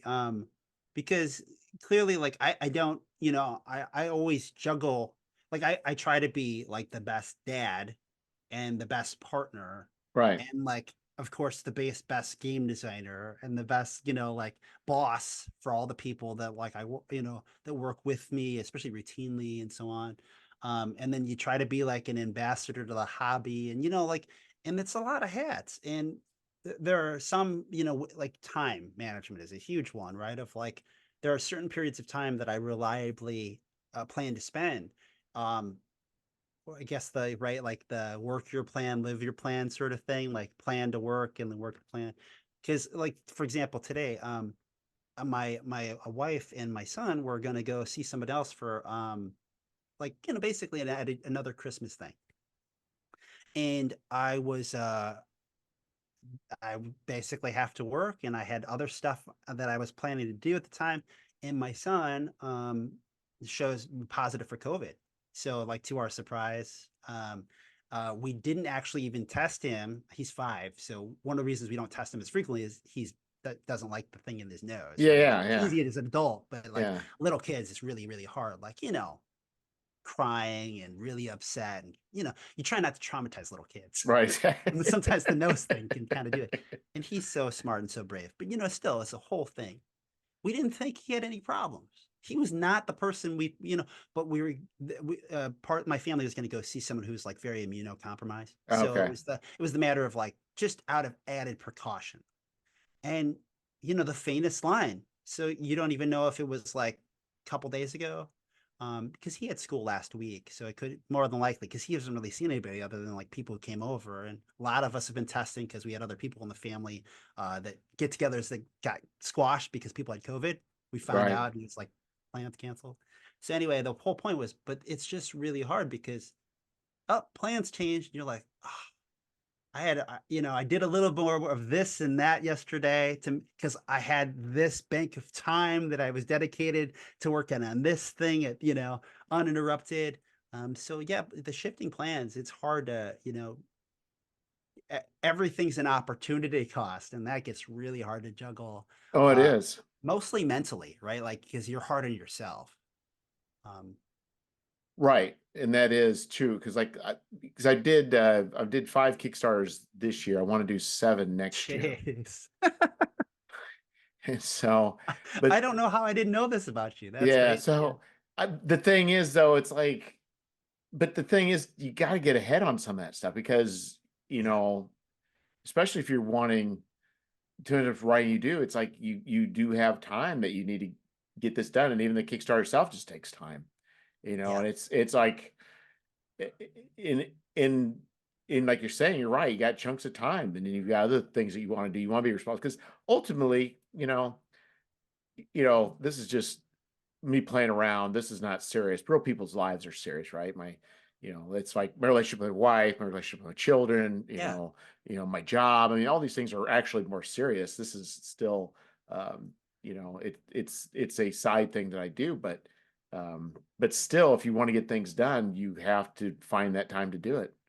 And I Yeah. think, and that's not always easy. And if you've been, spend too much time playing disc golf and not finishing 18,000 word manuscript, then you wait for Christmas and you start cranking things out. Yeah. No, I understand it. I it's the side that's important to relate to, like new publishers, especially as they like go down the road, because they don't you got to know the challenges, and you don't, just like anything else, you don't always totally understand the advice you're given. You can see some wisdom in it until you're in that position. But it's always comforting to know that like other people go through these things, and that and that you have people you can reach out to. Like, hey, what did you do? Like, because this sucks, or this is hard, or but there's also, you see the challenges that are the reasons why people don't continue. There are the different sort of like walls that stop people, like Well, the the stop thing is, signs. I could go to Menards and work part time and make more money with less effort than I do doing what I'm doing. Yeah. Yeah, no, that's very, and I know for a lot of folks, that's one of the things I try to really let them like like try to get them to understand is that um Fred Hicks of Evil Hat, he had an article that was kind of the same idea. It was like the precautionary tale of like, hey, I don't remember exactly, but he's like a web designer or something. And he was like, it took me 8 years to get back to the pay of like I could have been like a manager at McDonald's. It took him 8 years to say that year after year, I feel comfortable saying that I pay myself $40,000 a year. Um, and his point was just that like that was the kind of commitment and like what this can look like is I got there. That's still not like I have to like work on my wife's insurance plan. Right. My family relies on that. I am not making the money I was. That's not even really counting for the inflation differences, but it's enough that we can get by. And this was years ago. So I mean, obviously before inflation and COVID and other stuff, that was a little better of a sum, but it still wasn't amazing by any means. Um, but that's kind of so there's a route, but is it the route you want to go? Is it are these the you just have to use this information to kind of gauge where you actually want to be, because there's always all the levels too of like you can be a designer and take like a cut of the games that you hand off to a publisher that they go do all this stuff and take it from there to here to there, and you can keep making games. Is that what you want to do? Like, do you want to keep writing or doing layout or none of these things are wrong. They're just about making your choices of who you want to be and what you want to do, and what works for you, right? Just like any job, right? Do you like the job that you have? Do you keep going? Do you keep trying to climb up the ladder in the job that you have? So they're just all choices. But yeah, the more information you give people, it's weird though, because now it's so strange because of Kickstarter, because you can have runaway success. And it's a whole new ballpark, but it's also a weird thing psychologically because every new game or something could be the one that gives you a few hundred grand that could like really set you up for like the next level, you know, or of course $1 million like runaway stuff where okay, well, if I get to keep one of these $4 million, that could set me up for a pretty good salary for the next 20 years. Yeah, exactly. And then I got 20 years to make another one of these, or even enough to keep getting by. So, I think a um, lot of these, even when they have large amounts, especially even the like say hundreds of thousands of dollars, yeah, you start talking about all the costs and what they come up with, and it's a pretty good check, but they're not going to be able to do that every year necessarily. yeah, that's what I see a lot. Without dropping names, but just a lot of companies that I know I've seen the ups and downs of the struggles, especially because like since 2016 is um I was just, I was kind of like think about it like 7 years, going to be 8 years, Um, it's weird now how many people I've seen come and go, how many people make that one and done. Um, and it does play tricks on you too of like when you meet new people, you start looking at people differently because it's like, are you going to be another one and done that I invest some time and effort and interest, like and help you, and then Right. you go away? And then like I'm not doing it for my own benefit, but there are times where you're like, well, I'm always helping somebody. Like whether it's like reading their manuscript or reading over stuff or giving them advice or explaining Kickstarter distribution or like, no, you got to use stamps.com and here are your rates. And no, that's this kind of box, just all the things because there's a lot to this. But anything that can all be demoralizing. You're like, well, all these people, how many people do I spend months of time with and they're gone? Right. Um, but I have seen companies where even Magpie, like I was pretty close to Magpie for quite some time, and their successes, but the successes of like when you have a $30,000 Kickstarter and the company kind of needs another one of those 100,000 ones. Um, and you have 2 3 years of that, well, people got to start getting paid less and you got to start making cutbacks because just like anything else, it's like your cost of living has gone up, right? Like you kind of grow to Right. the occasion and then you got to trim down, and then then they have then another couple years like explode, and then like wildest dreams Well, territory. that's kind of what happened with Evil Hat because they were riding high with Fate Core, Yeah, and then that just kind of just yeah, dropped out. And I think if it wasn't for a band of or Blades in the Dark, I don't know where they would be because yeah. almost every game that they produce now is based on that. Now, I don't know if they're producing anything with Fate Core anymore. Sure. So yeah, a lot of Powered by the Apocalypse has been happening because Thirsty Sword Lesbians been another, trend for them where they've had a Yeah, lot of success. Um, but yeah, no, they're another company, and you're right, they're a good example because Fred's always been very transparent about numbers. And even about like when they had to make cutbacks too, because yeah, again, Fate does over $400,000. Well, that puts a really good foot forward for the company. And there's a lot of involvement in the team and push, and you can have title after title. But then, yeah, when you have a couple years of like, well, we put out 2 games, 3 games this year, and okay, three of them were the $100,000 combined. None of them were individual, yeah. which meant that the margins on it all, a lot more of it all went right back into the product and the people, and then you're waiting on the return, which takes time to come to you, and then if it does, so yeah. Yeah, it's a really weird thing market wise because occasionally I'll see some game and I'm like, oh wow, that made it like 50 grand. And it's like a one book thing, probably 100 pages. I'm like, that's amazing for them. Because I'm like, I could make that for 15 and pay everyone really well. And you're like, and then they can go take 20 or 30, you know what I mean? Yeah. Or you see the $80,000 Kickstarter that has like one book and a screen, like there's just there's different levels to it all. Um, yeah, and then obviously even for my own projects, there's plenty of times where you're like, okay, man, here's like the whole kit and caboodle and got all this stuff going on. And okay, well, for 60, $80,000, yeah, that's what all that's gonna cost.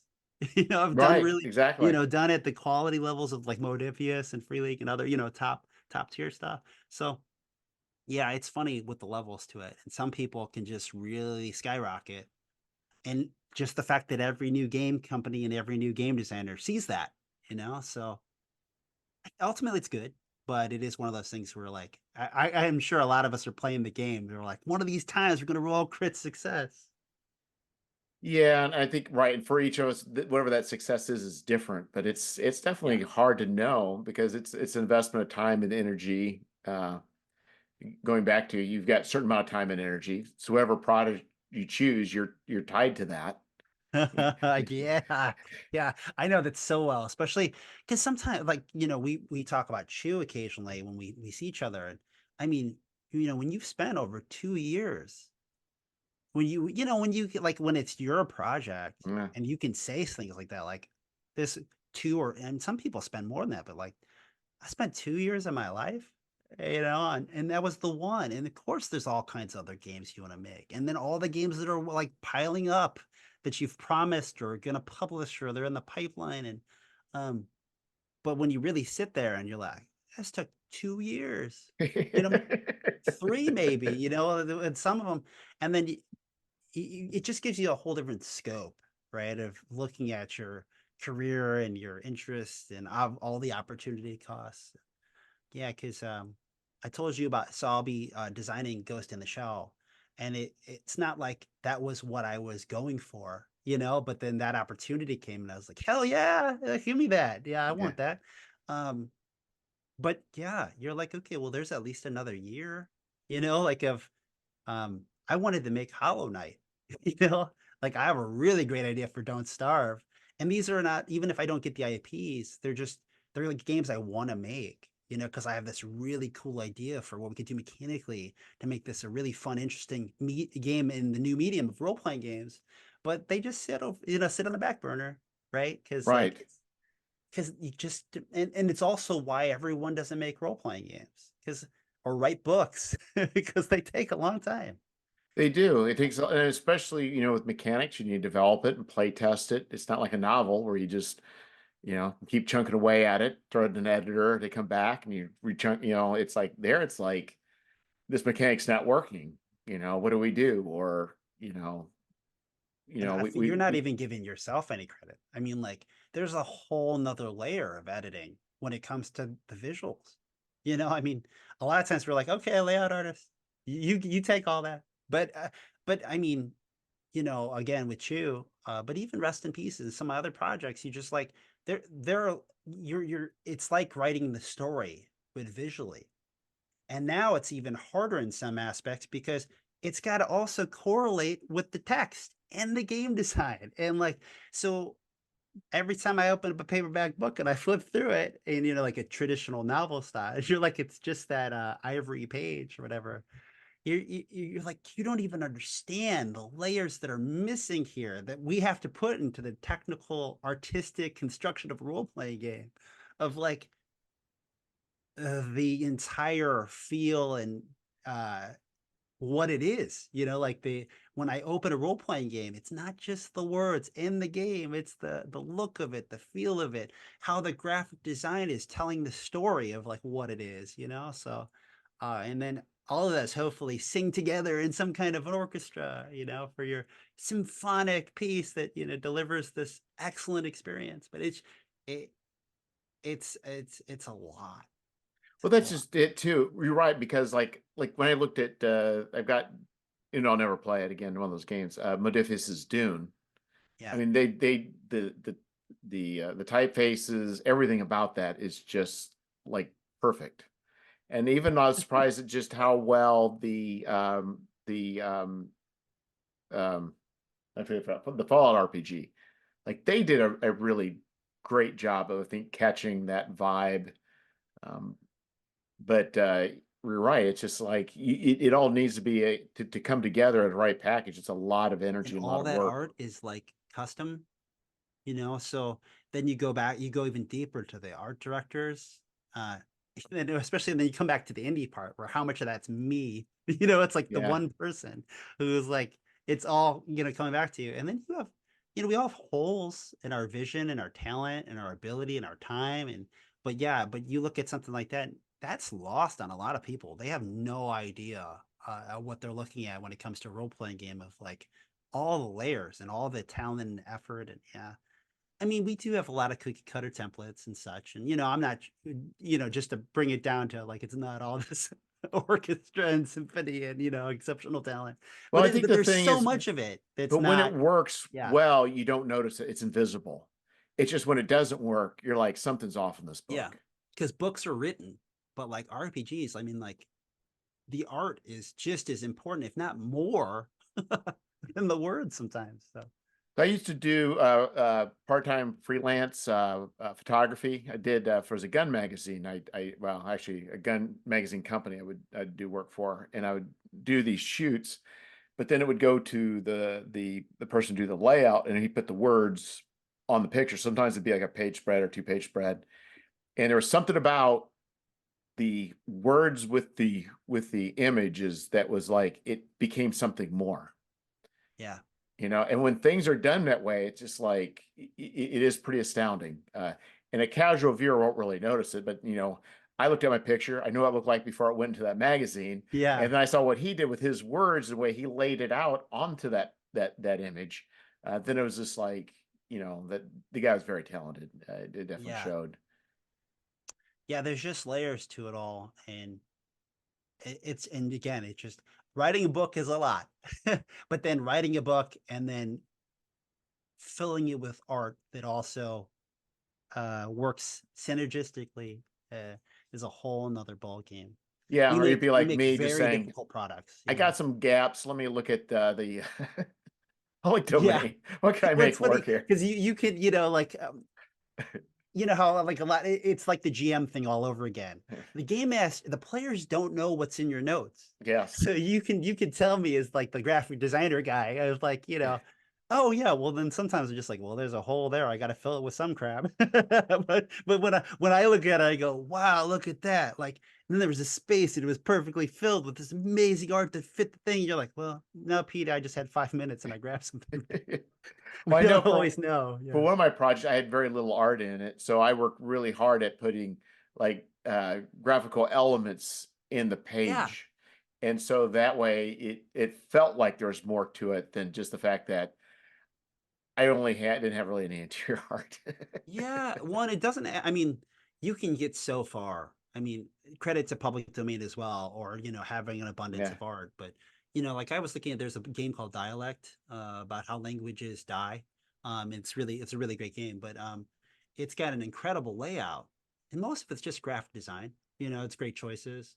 Some it's hard to replicate because they're able to use example of play in a very abstract way that doesn't fit with a lot of other games. You could replicate it, but it wouldn't fit as well for you. It works because the game is so abstract about languages Yeah. lacking setting. Um, but uh, it's a marvel without having way too much art. Often just using nice colors, different formats, different layouts, different text, and letting things breathe. But yeah, so you can be a marvel. I mean, even Blades in the Dark is not. I mean, it's got that Oh, deep blacks, but mostly layout design with black and white. yeah. No, he did a great job with that. That is Yeah, definitely that whole. I think the book's not very well. It's hard to use, but the layout looks really nice. yeah, yeah. So, and it's hard because you can't hand that to every game designer and then be like, because like, oh, cool, you got some sci-fi game with aliens. Well, we need a lot of color and a lot of different things that you can't grab out of public domain or, Well, and I think when it comes down to it comes down to budget, right? So it's like, oh yeah, this is going to I can figure pretty much now about it'll fund for. I kind of know my art budget. I know, like for instance, I was telling somebody today, it's, for most of my stuff I'm pretty comfortable with. It's about for writing an art about $2,000, and then I pay somebody to help with backer kit and the Kickstarter and the Kickstarter fees, and my printing costs is another $1,000. So there's $3,000 that generally is, my sunk costs, and anything after that's usually where I start making money. But it's a little scale, but it's just like, your art starts going a little bit like I bought 10 pieces of small pieces of art, but it started to like, once I added it all up, it's like, ooh, I think I'm getting past my budget. I easy to better, do. I was gonna order some other pieces. It's like, no, I just better figure this out because it's And just especially, I like, mean, everything costs more. I mean, inflation really has hit us hard when it comes to everything. Because when it comes to freelancers, they all need more money because they weren't being paid enough before. So yeah. now they all need more money because everything costs so damn much. So you can't argue with that. But what's the only answer is like you got to make more. Yeah, exactly. Well, right, that would be nice. So that's the question. But anyway, it's just it's Or you do know more yourself, which is some of the benefit here is that you're talented enough to be able to do that.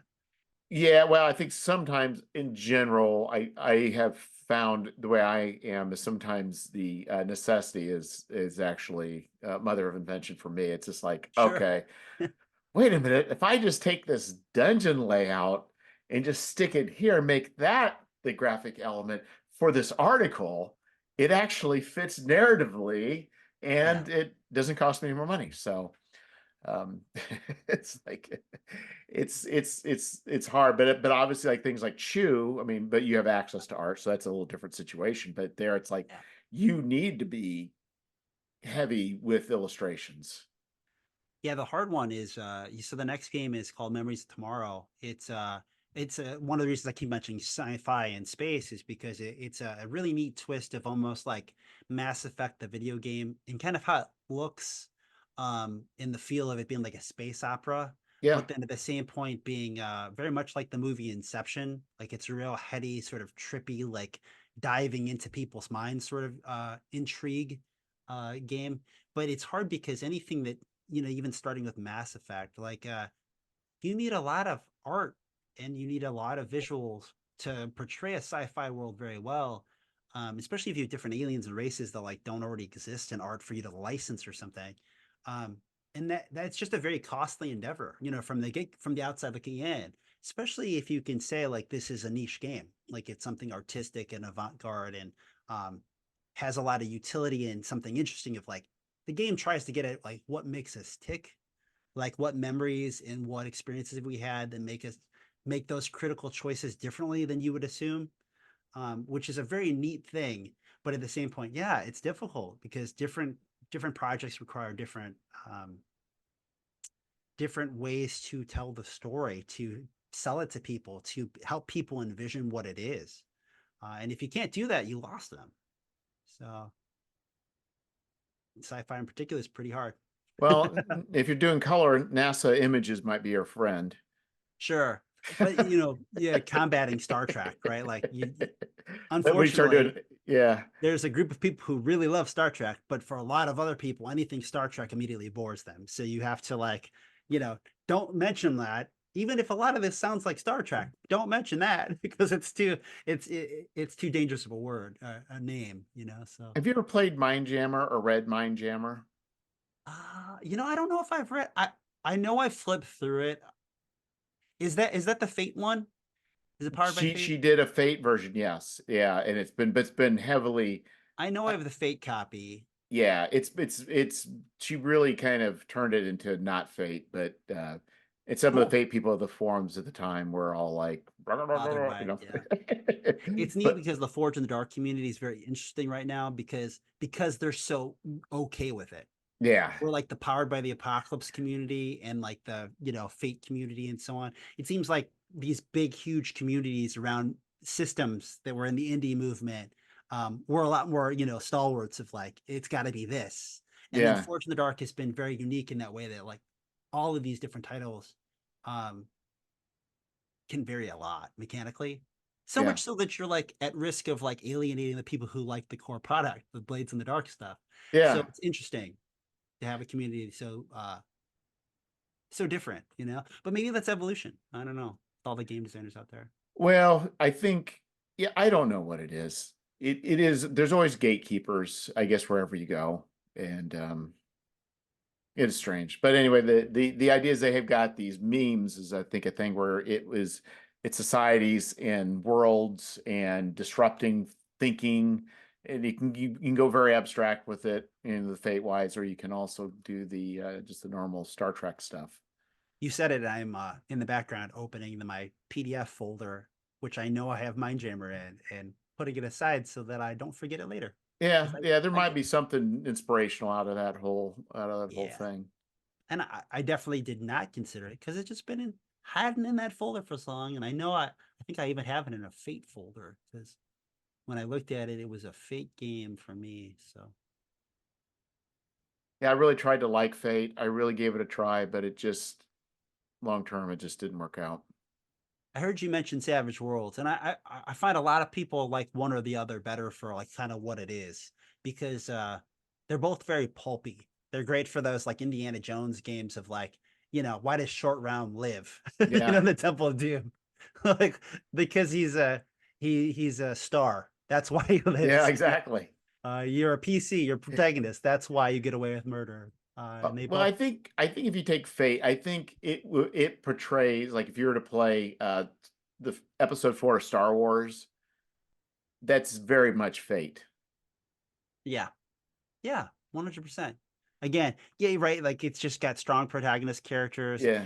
If you want games where like, oh my gosh, no, somebody got hit out of the cockpit of their, supersonic jet, and then you see them holding on to the windshield that's open, like with by their fingertips, and you're like, okay. For Yeah. some of us, we just checked out because this is Yes. like every one of the Mummy movies. Like it Yeah. just got silly, campy, But for people who like that, they're like, yes, the kid's alive. Um, But for like Rogue One, Fate wouldn't work. Yeah, exactly. Um, and that's usually what happens is people play something and they go, man, this just doesn't fit. And it's because that's just one of the Savage Worlds can do it too, right? Like you're trying to like damage the player characters and really hurt them to kind of like just have that gravity of like everyone's beaten down and then their last moment to try like like the end of a Yeah. Guardians of the Galaxy movie or something, they're all crawling and someone's gonna save the day. It's hard to do that because they're probably gonna keep succeeding or they're gonna all die. Like it's because if you cross the line, it's probably gonna like, be you can't recover, but because you really gotta beat them down to get there. I think Savage Worlds is the complexity is just a little it's the combat is a little weird how it does he so many points over and then the shaken Yeah. is I think that's where it falls apart. I think the mechanics generally work out well. It's just I don't really care for that. It seems like whenever I've ran it for people, that's been a source of confusion. It's funny. I think, arguably like it's so easy on the rules mechanic of like how I succeed with skills and so on. Just needing that 4 to succeed, exploding dice, Yeah. D4 and higher. You just have a really good margin of success. And then having a 4 or higher. So when you're good at things, you probably have the D8 or D10 or like But I high think dice isn't it with a like, modifier. but isn't like every five afterwards it's a raise, so it's like 4, 9, 13, and that's where it gets Yeah, weird. it's either 2 or 4. Okay. But yeah, like if you have a good enough die, there's a very good chance that you're going to keep getting success with the raise. Um, and then the first hit on you is free, but anyone you hit that's not like a wild card is instantly defeated. So there's just things like that that make you Oh gives the yeah. pulpy aspect because you The just Mook rules I think is great. superior, yeah. But if you're okay with it, right? It just depends on what you want. Like, is this an action movie like I grew up on? Savage Worlds are great. Yeah.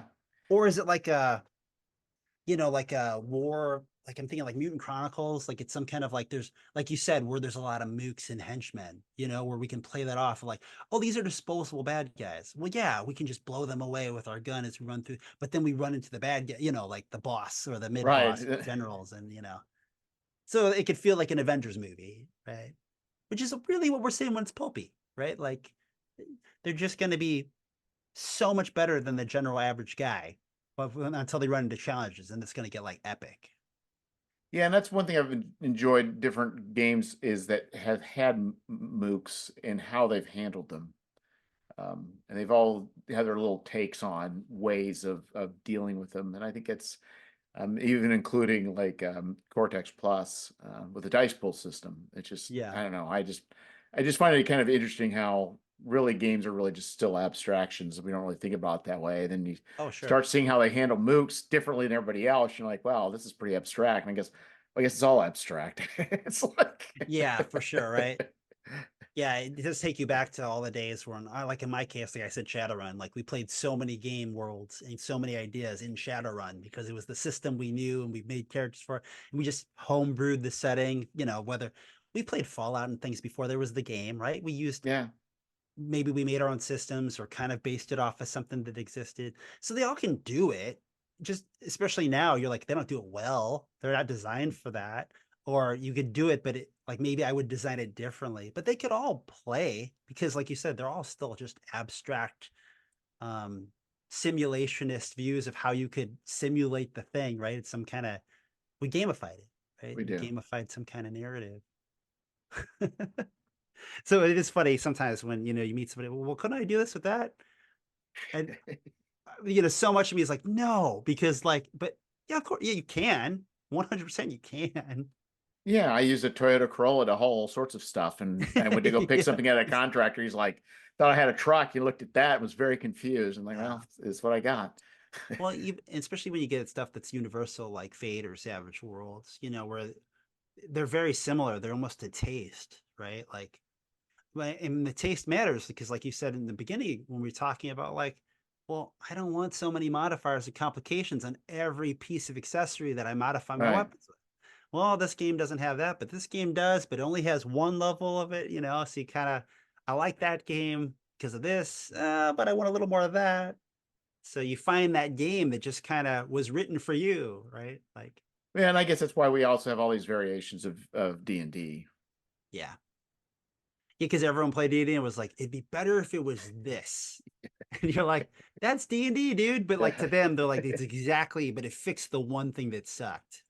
Yes, and all these OSR are just slight variations, little tweaks of rules here, little tweaks of rules there, and that's which I find it's kind of fascinating why why we do what we do and why communities join around or do the opposite where they just Get divisive over stupid yeah stuff. like oh Yeah. this is not D&D like what's wrong with you, this is not D&D. It's like it's strange. Well, Pete, I think we're hitting the time space continuum. It was great chatting with you again. It's been too long. I'm glad we ran into each other and that we made this happen. Yeah, I'll have to have you on sooner. Any key dates coming up for anything? So the Chew PDF, the first book, the Chew RPG, As always, like barring any like last minute changes, we should see that PDF coming in January. So by the time you listen to this, you're probably going to see that out and about. Um, I have been working on licensing a product called Broken Tales, another Emmy nominated product last year. That is another Italian design. It's kind of it's a cool world where the fairy tale characters, by Oh, a wish of a Broken child. Tales. Do you know Okay. this one? Yeah, No, I don't. But you end up now I get playing it. like the um the fairy tale villains become like the player characters because a child wished for redemption for all the villains. So it's cool because everyone plays like flawed characters in a way. But the yin to the yang was that if there's redemption for all the villains, then all of the good characters kind of lost their minds. Because if there's good, there has to be evil, and if there's sanity, there must be insanity, and so it's got a fairy tale aspect, but kind of set into like an 1800s Europe, and all of the folklore is more based on the folklore versions of like the Big Bad Wolf and Pinocchio than Right. like the ones we saw through Walt Disney and grew up on. Um, so it's a really cool game that, again, not a ton of exposure in the US, but other than Kickstarter backers and so on. But I think it's going to be a really great title to start getting in people's hands. So that won't go to Kickstarter or anything. That's just I'm just printing it, and we'll be at the booths and on the website going down the road. Okay. So you're not, I thought you're maybe doing supplements or additional, but that's not the case. You're just, Just US license. Yeah, I'm license printing and bringing it over. well, that's cool. Yeah, adding it to the library. So there's no translation needed to be done or anything like that. No, because it actually they wrote it in Italian and English. Yeah, so some of the countries there's a lot of that, right? Because they're Right. catering to our market, right? So Right. especially the Italian games, Italy. I think I actually mentioned this with you the last time we spoke because it was a while ago. But just Italy has been such a hotspot for RPGs. I mean, Fabula Ultima has run away with it this year. I mentioned Household earlier, Broken Tales, and then you have like if you look at Mana Project Studios, who's doing Ghost in the Shell. They did Cowboy Bebop, which is fulfilling now. But in the 5e realm, they have Nightfell, Journey to Ragnarok just had another Kickstarter, Historia. So they've been doing a lot of stuff. Well, I know Operon did Dante's Inferno for for 5e. me, through my Kickstarters, I do Italy is probably one of the countries I do a fair amount of fulfillment with. Not as much as like UK, but there's actually quite a few people in Italy that actually It's complete. growing. It's growing a lot. Yeah. Yeah, You it's know, kind of interesting why some countries not. Like, I've never sold a single book to somebody in Mexico.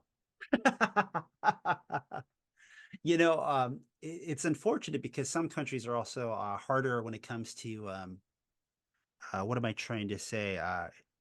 Like I've had backers in certain countries who like reach out to you and they go, "Can you please not send it here?" And they basically like send it to family, like in the U.S. and stuff, because some countries just have a lot more trouble with either inadequate postal services or a lot of like lost packages or theft through Oh, traditional right. routes.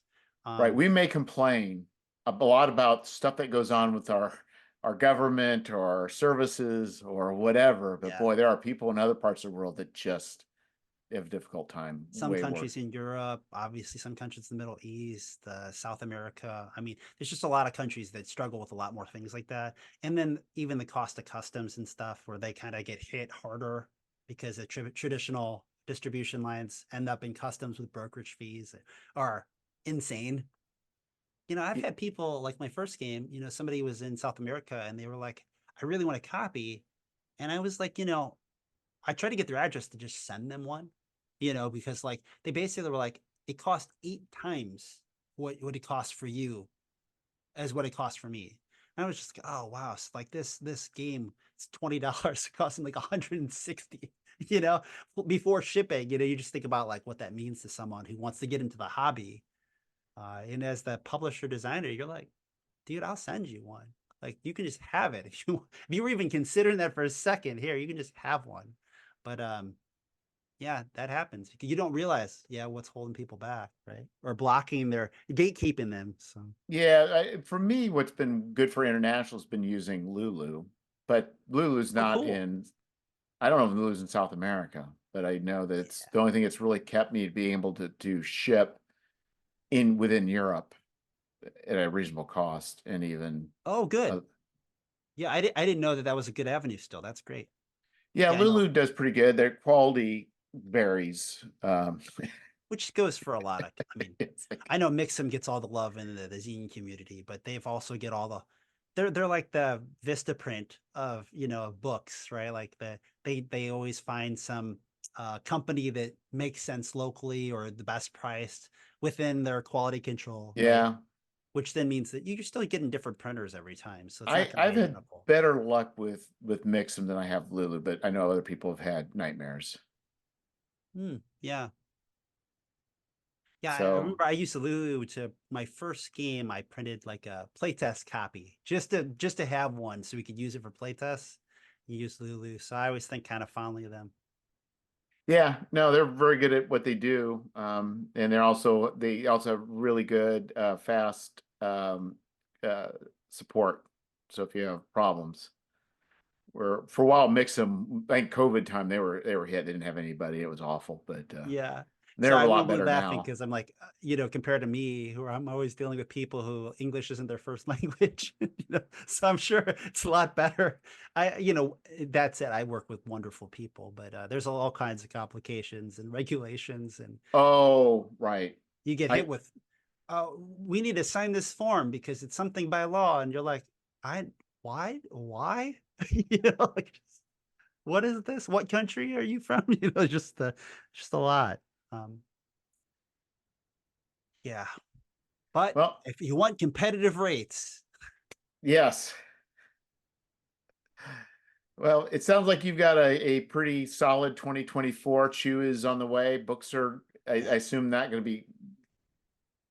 So where are the books getting printed in the US? Or are they being printed in China or Lithuania? Currently, Lithuania is the plan.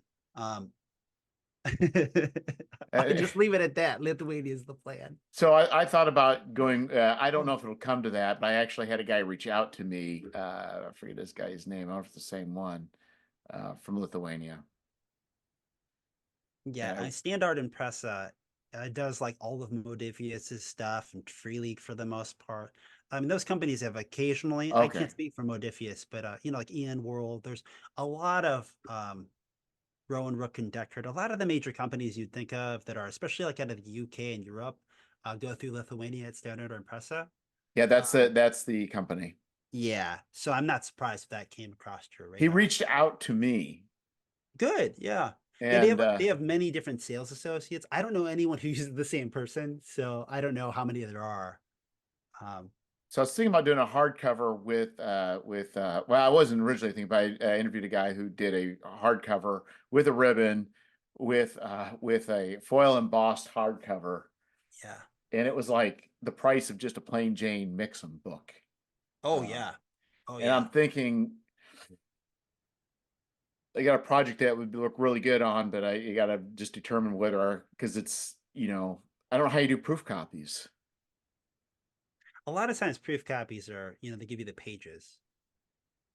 Everyone wants to give you digitals, but then sometimes they'll print the pages, but like the paper, it's like you get sheets of paper that are your book. Oh, that they don't send me a book because I would want a proof of how the book's going to look. You can get a proof of the book. It just each thing just is a different level of cost. And a lot of times though, they'll digital print the book, so you're not actually getting the offset print copy, you're Oh, getting the right. digital printer copy. Um, which I mean are really good these days, but yeah. Yes, because the guy was like, "Oh yeah, we do all these RPG but he never listed who, and I didn't really give me any people, so I wasn't sure. I didn't, I was Right. going to pursue that, but I didn't know if he was just blowing Yeah, smoke. if you they're reputable. I mean, they're a great company Okay, to work with, yeah, and they're so I may have to do it. they're very affordable, when it comes to buying overseas, and they have a good distribution setup. I mean, if you a lot of the it's not to go on too many tangents at the end, but like if you try to print with any of the major US book printers, they tell you 4 months because since COVID, all those warehouses are still hurt by 10 to 30% unemployment. Like, is in like they're just Yeah, understaffed. So if you order in the US, they're like, we can't guarantee that you're gonna have your books within 4 months of when we accept your proofs. Well, that's worse than what China always was. Like China was always like 3 months after they accept your proofs. You probably should say 4 or 5 in case you have boat issues or something, yeah.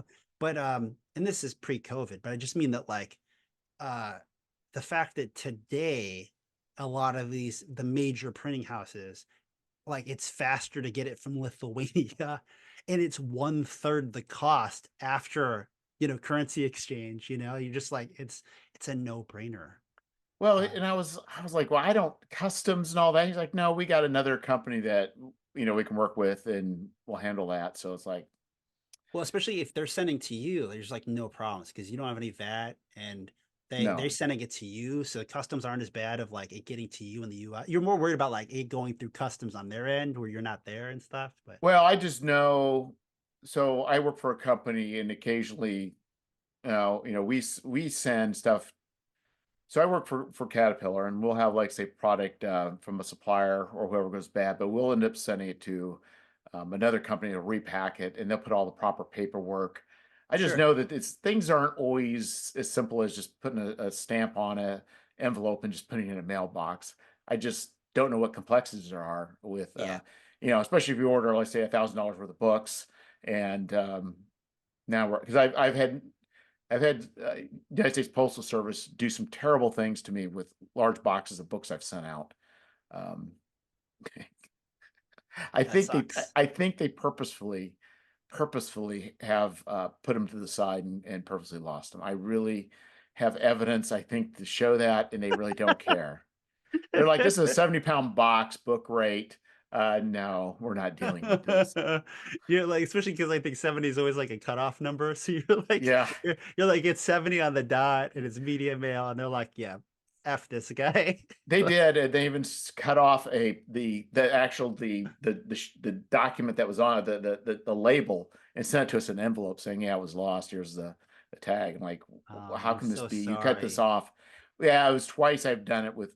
Well, I would try to get rid of a bunch of old books, and it just was just Yeah. like, it's like with eBay, it's like I can't afford to be doing this anymore because I'm not only am I, giving losing all the money for the books I should have been getting, but then I'm also paying for postage of things that don't get delivered. Yeah. Yeah. You just, yeah, it's a total no. And then you still have to pack it. And if it's 70 pounds, it sucks. Yeah. It's Yeah. like, So somebody, I think in the doc just said, "No, we're not dealing with this." It's twice it's happened to me. So I pretty much, I'm scared of sending anything through the mail through eBay. I was going to, do more of that, but yet with Lulu, I mean, I send packages, shipments all the time and almost never get lost. yeah. So I don't know Yeah, it's what, weird. I And there's think a it's a lot of big stories of box. like who your post office people are. Like some people like, oh yeah, this is a flat rate thing. And you're like, it's square, like it's a it's like a cube. And they just like, oh yeah, flat rate, cool. And then other people are like, yeah, this has got to be less than 3/4 of an inch thick, but more than a half. So the gatekeepers that you have at your post office can really do a lot for you too. Yeah, these were actually lost at a like a cross dock. Yeah. So there was no getting out of that. So, but anyway, that's the joy. So anyway, the other thought is I've got, let's say, 1,000 pounds worth of books coming my way. It's like I assume they'll arrive okay, but it's just like I Yeah. even though it's probably though it's like flying. It's like it's no different to fly to probably overseas and is to fly to Dallas or whatever. It's the same risk, but yet somehow it just feels like a little bit more. But I can still run the same amount of problems with people not giving me answers as I You're not can. wrong. I mean, you're not wrong. Like that just can happen. Yeah. I had a friend who was like, don't use this company for distribution across Europe. He's like, they lost 2 of my shipments. They're just like gone. You know what I mean? Like there are horror stories like that where you're like, okay, so even if we made money or something, well, oh, That's out of your past control. tense. We made money. Yeah, we made money. I mean, like there are just things that like there's not insurance on it, like so I don't know. I mean, there are horror stories that happen that um, knock on wood, right? They can sink companies and sink people's lives. Like it's just not, but that's the risk. It is some of the risk. Or Yeah. you take no risk, because if you stick with Lulu, they're gonna take Right. care of it. If they Exactly. mess it up, they're gonna to pay for the mistake or whatever. Yeah, and at least I can just drive over and yell at somebody somewhere, I guess in their office in Chicago or And land. there's But always, I'll tell you from the publish printing side, or like making stuff, there's always mistakes.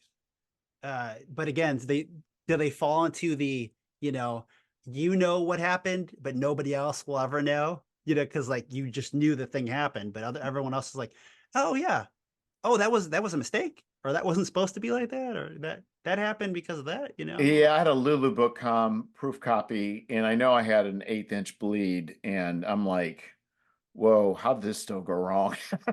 Yeah. It's like, what did you guys do? It's like, I'm glad to hear it happened to you, a graphic designer, because I'm yeah, just used to that always happens. yeah, okay. Yeah. That's why, Like, I always try to point out like when your proofs get accepted, because I tell everyone like give yourself a month for the proofs to be accepted. Because you don't know how fast they're going to work and the turnaround back and forth, and then what things they're going to have with the printer specs that are going to be complicated with who you're working with or what the thing is. And there's always rejection. Just always. Like I'd love to know somebody who's like, Pete, oh no, some things never get rejected, because I just don't know that. Like I've never seen that. Things always come back. so there's a local printer.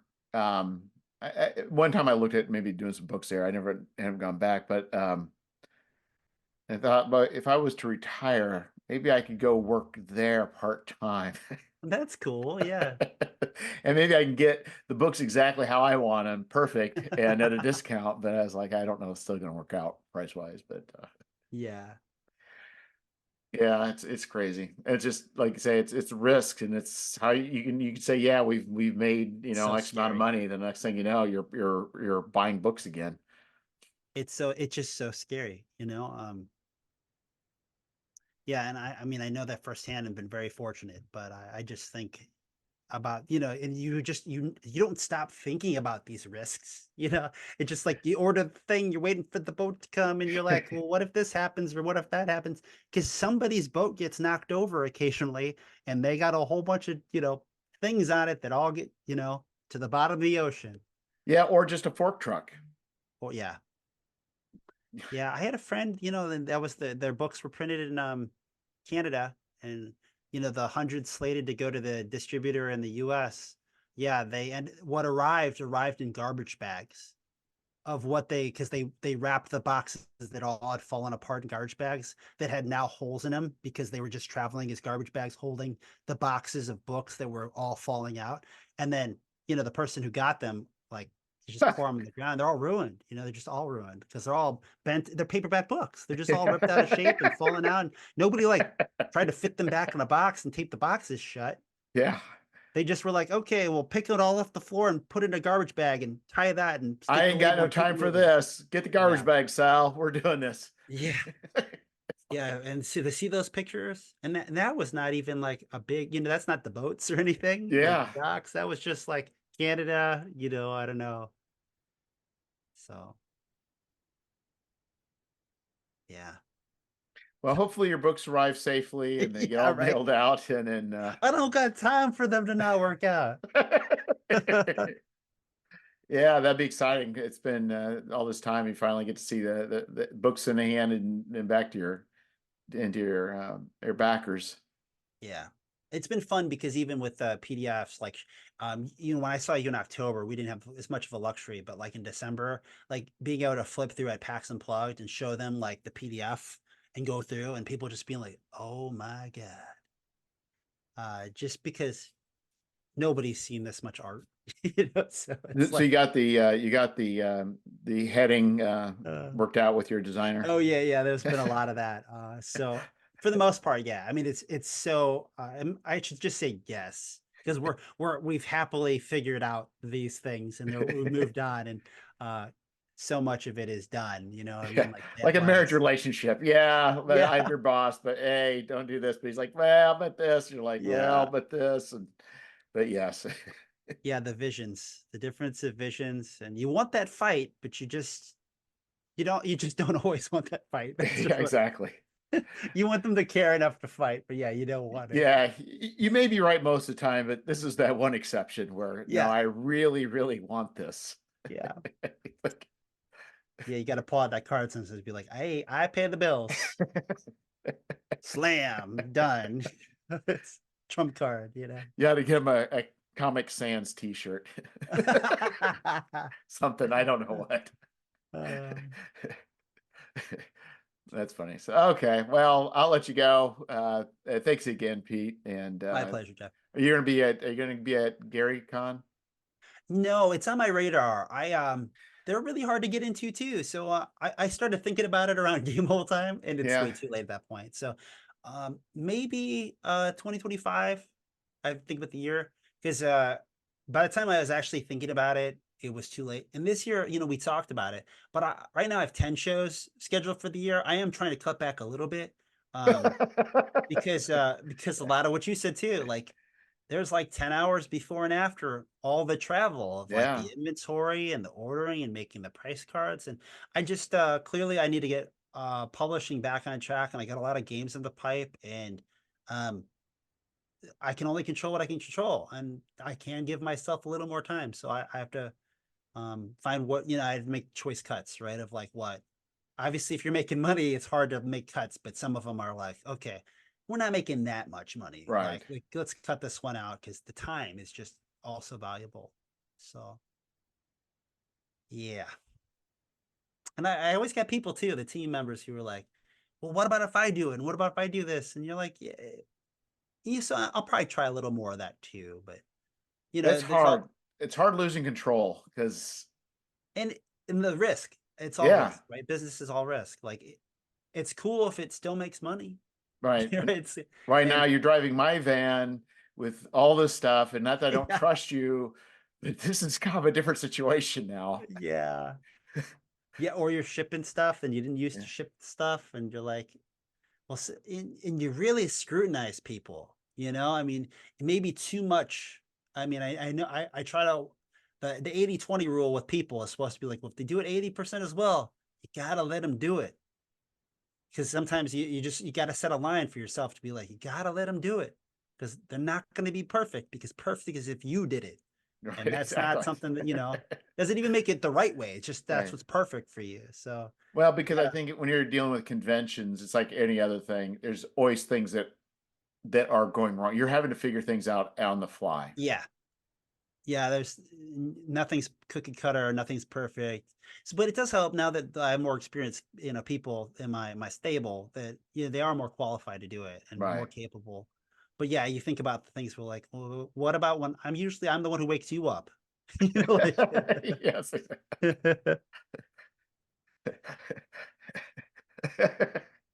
it's because it's the whole thing when it's not you. You're like, Well, so I've got Zach Goins, who does friend of mine. He has works for World Game Design, and they do sounded very familiar. Yeah, yeah. So he does the the I forgot what you call it, where he puts on the games for other companies. sure. So they'll run stuff from Modiphius or whatever. But anyway, I was at a game and he was running, and somebody came up, and then one of the GMs just didn't show up for like people Yeah, are at the table. I mean, it's like that kind of stuff going on all the time. I just can't yeah. imagine just the emotional overhead that goes on I trying to I have contain.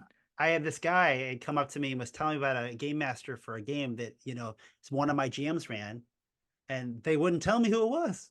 I was trying to figure out who it was because like the game session wasn't that good, but they really liked the game and they could see how good the game was. But they knew for sure that the game master just wasn't very good at it or whatever. And but like I can't do anything about it if I don't know who it is, and I couldn't tell from what they told Maybe me. he got the wrong person. Like maybe it was a different game. Did he know it was one of your games, or did he actually go play Everyday Heroes or whatever and got As you far as I mixed could up? tell, no. As far as I could tell, it was the right game. Everything seemed right about it. Yeah, because you're trying to vet it every way you can, right? But I couldn't get the person was like, well, I don't want to get anyone in trouble. But you're like, you can't have ambassadors that are like I can't help that person get better or figure why there's a problem there if I don't know, who it is. And when you have more than two or three people helping you, Yeah. sometimes you're like, gosh, it could have been one of these six different people. Well, we had 15 people helping us at Gen Con, or 18, especially when they get big, you're like, I have no idea who that was. And sometimes you can't be like, well, they had a beard tattoos, Yeah, you yeah, know, middle exactly. age, you know, just the stuff that like you're like, okay, that narrowed down to about 7 people. Right, because the thing is, it's like, they could just been, a person needs a little coaching or whatever. Yeah. Yeah, or maybe it was like, but then yeah, you get reports and things would be like, well, it says this game session didn't happen. But then some shows like Origins, like there's a lot of bad accounting where you're like, no, that game happened, you know. So sometimes, but yeah, having a player be like, oh, this game looked it was so good, I could tell it was so good, but like the game was like just okay, and we like left, and I was like, no, I don't want that happening. Like, Yeah. I think one of the ones they had problems with, somebody fell asleep as a game master fall asleep. And oh, it's yeah, like, that's the biggest horror story I ever had playing a game. Yeah, the game master fell asleep, and we all tried really hard to like keep waking them up and keep knocking, you know. And yeah, it was horrible. It was so horrible, and it was like day 2, so you're like, well, you partied so hard, like Wednesday night before Thursday, like, yeah, and it was unbelievable. Yeah, uh, and we were trying to move the plot along, and they weren't taking any of our like goodwill. And yeah, and it's the only game I can remember where we took a break. We kind of pushed a break on them at like 2 hours in, and I was like, yeah, I'm out. was it this year? No, for me it was a few years ago Okay, I before thought COVID. that'd be, So it'd be ironic, wouldn't it? oh yeah, like yeah, and if you just game master's not, and we because we were like all the goodwill in the world, like maybe they're on medication, maybe they're sick, Right. maybe they're, you know, maybe who knows, you know, like because it was day 2, like day 1, the first actual day, like Origins Game Fair. So there were some games on Wednesday, but otherwise it's Thursday, it's day 1. You should not be like this state at, you know, whatever is noon or 2 o'clock in the afternoon, first day. So yeah, but it was just the absolute worst one. Yeah, and that's what's hard when people represent your company, and especially you need a large group of people, and not everybody do you know. There's Yeah. always that opportunity that things could get said or things could be done or whatever. Um, Yeah, not every game I run's perfect either, you know. So you try to give people the benefit of the doubt, and all you can kind of do is the best foot forward. But yeah, but the bad ones are just as bad. You know, okay, the good one you get like 80% of the people go buy it, right? But then the yeah, bad one is like, oh wow, people decided they never want to see that again. You know, like that's right. it can definitely be the opposite. Yeah, and especially too if they also represent the game in a way that's you don't intend for it to be Sure. represented. You're like, maybe they play it in a way that's not necessarily inappropriate, but just not like, you know, giving I people have a a good ga- feel for what it I have a is. game where we laughed about how we're like, wow, they're playing it really. They're really trying to make this play like D&D. Like they're creating a dungeon. They're Yeah. creating, you know, like that kind of thing. And it was like, and I understand how that happens, but it was really interesting to see, you know, something where it's like that's not how this plays at all. And but that's what you know RPGs to be. So you're like making it an RPG, which means it plays like D&D. And Yeah. um, there's a bad guy in a dungeon and we're gonna move tokens around. You're like, no, this is pretty abstract. It's an indie game. Like, you know, can you imagine you like playing Fate, you know, and like Yeah. they're like pulling out the miniature map out and you're just like, it's got no rules for like read, you know, like it's just, and no initiative Roll for system. initiative, everybody. Yeah. Yeah. You're like, what? Well, I guess you would go first then because you rolled the, yeah. Yeah, But hey, if they're having fun, right? So that's true. So anyway, I think we probably ought to call it a night. thank you so much, Jeff. And we'll say look forward to seeing you next time, and hopefully say should sound like you have a good 2024 with that new RPG coming through, and By with Gamehole, you're probably going to get to play Ghost in the Shell. How about oh, let's that? do that. Let's do that. I look And forward to anybody that. listening, if you want to go visit the shop, imagininggames.com. I do sell a variety of different games, and we do have the Owlbear plushes, which just obviously killed it at Christmas time. So $5 shipping, no matter what you buy, if you buy 1 or 10 different things together. So Oh, that's a deal. send the PDFs too. So if you want the PDFs, I try to hook you up. So Oh, it's a good deal. So anyway, thanks again, Pete. thanks, Jeff.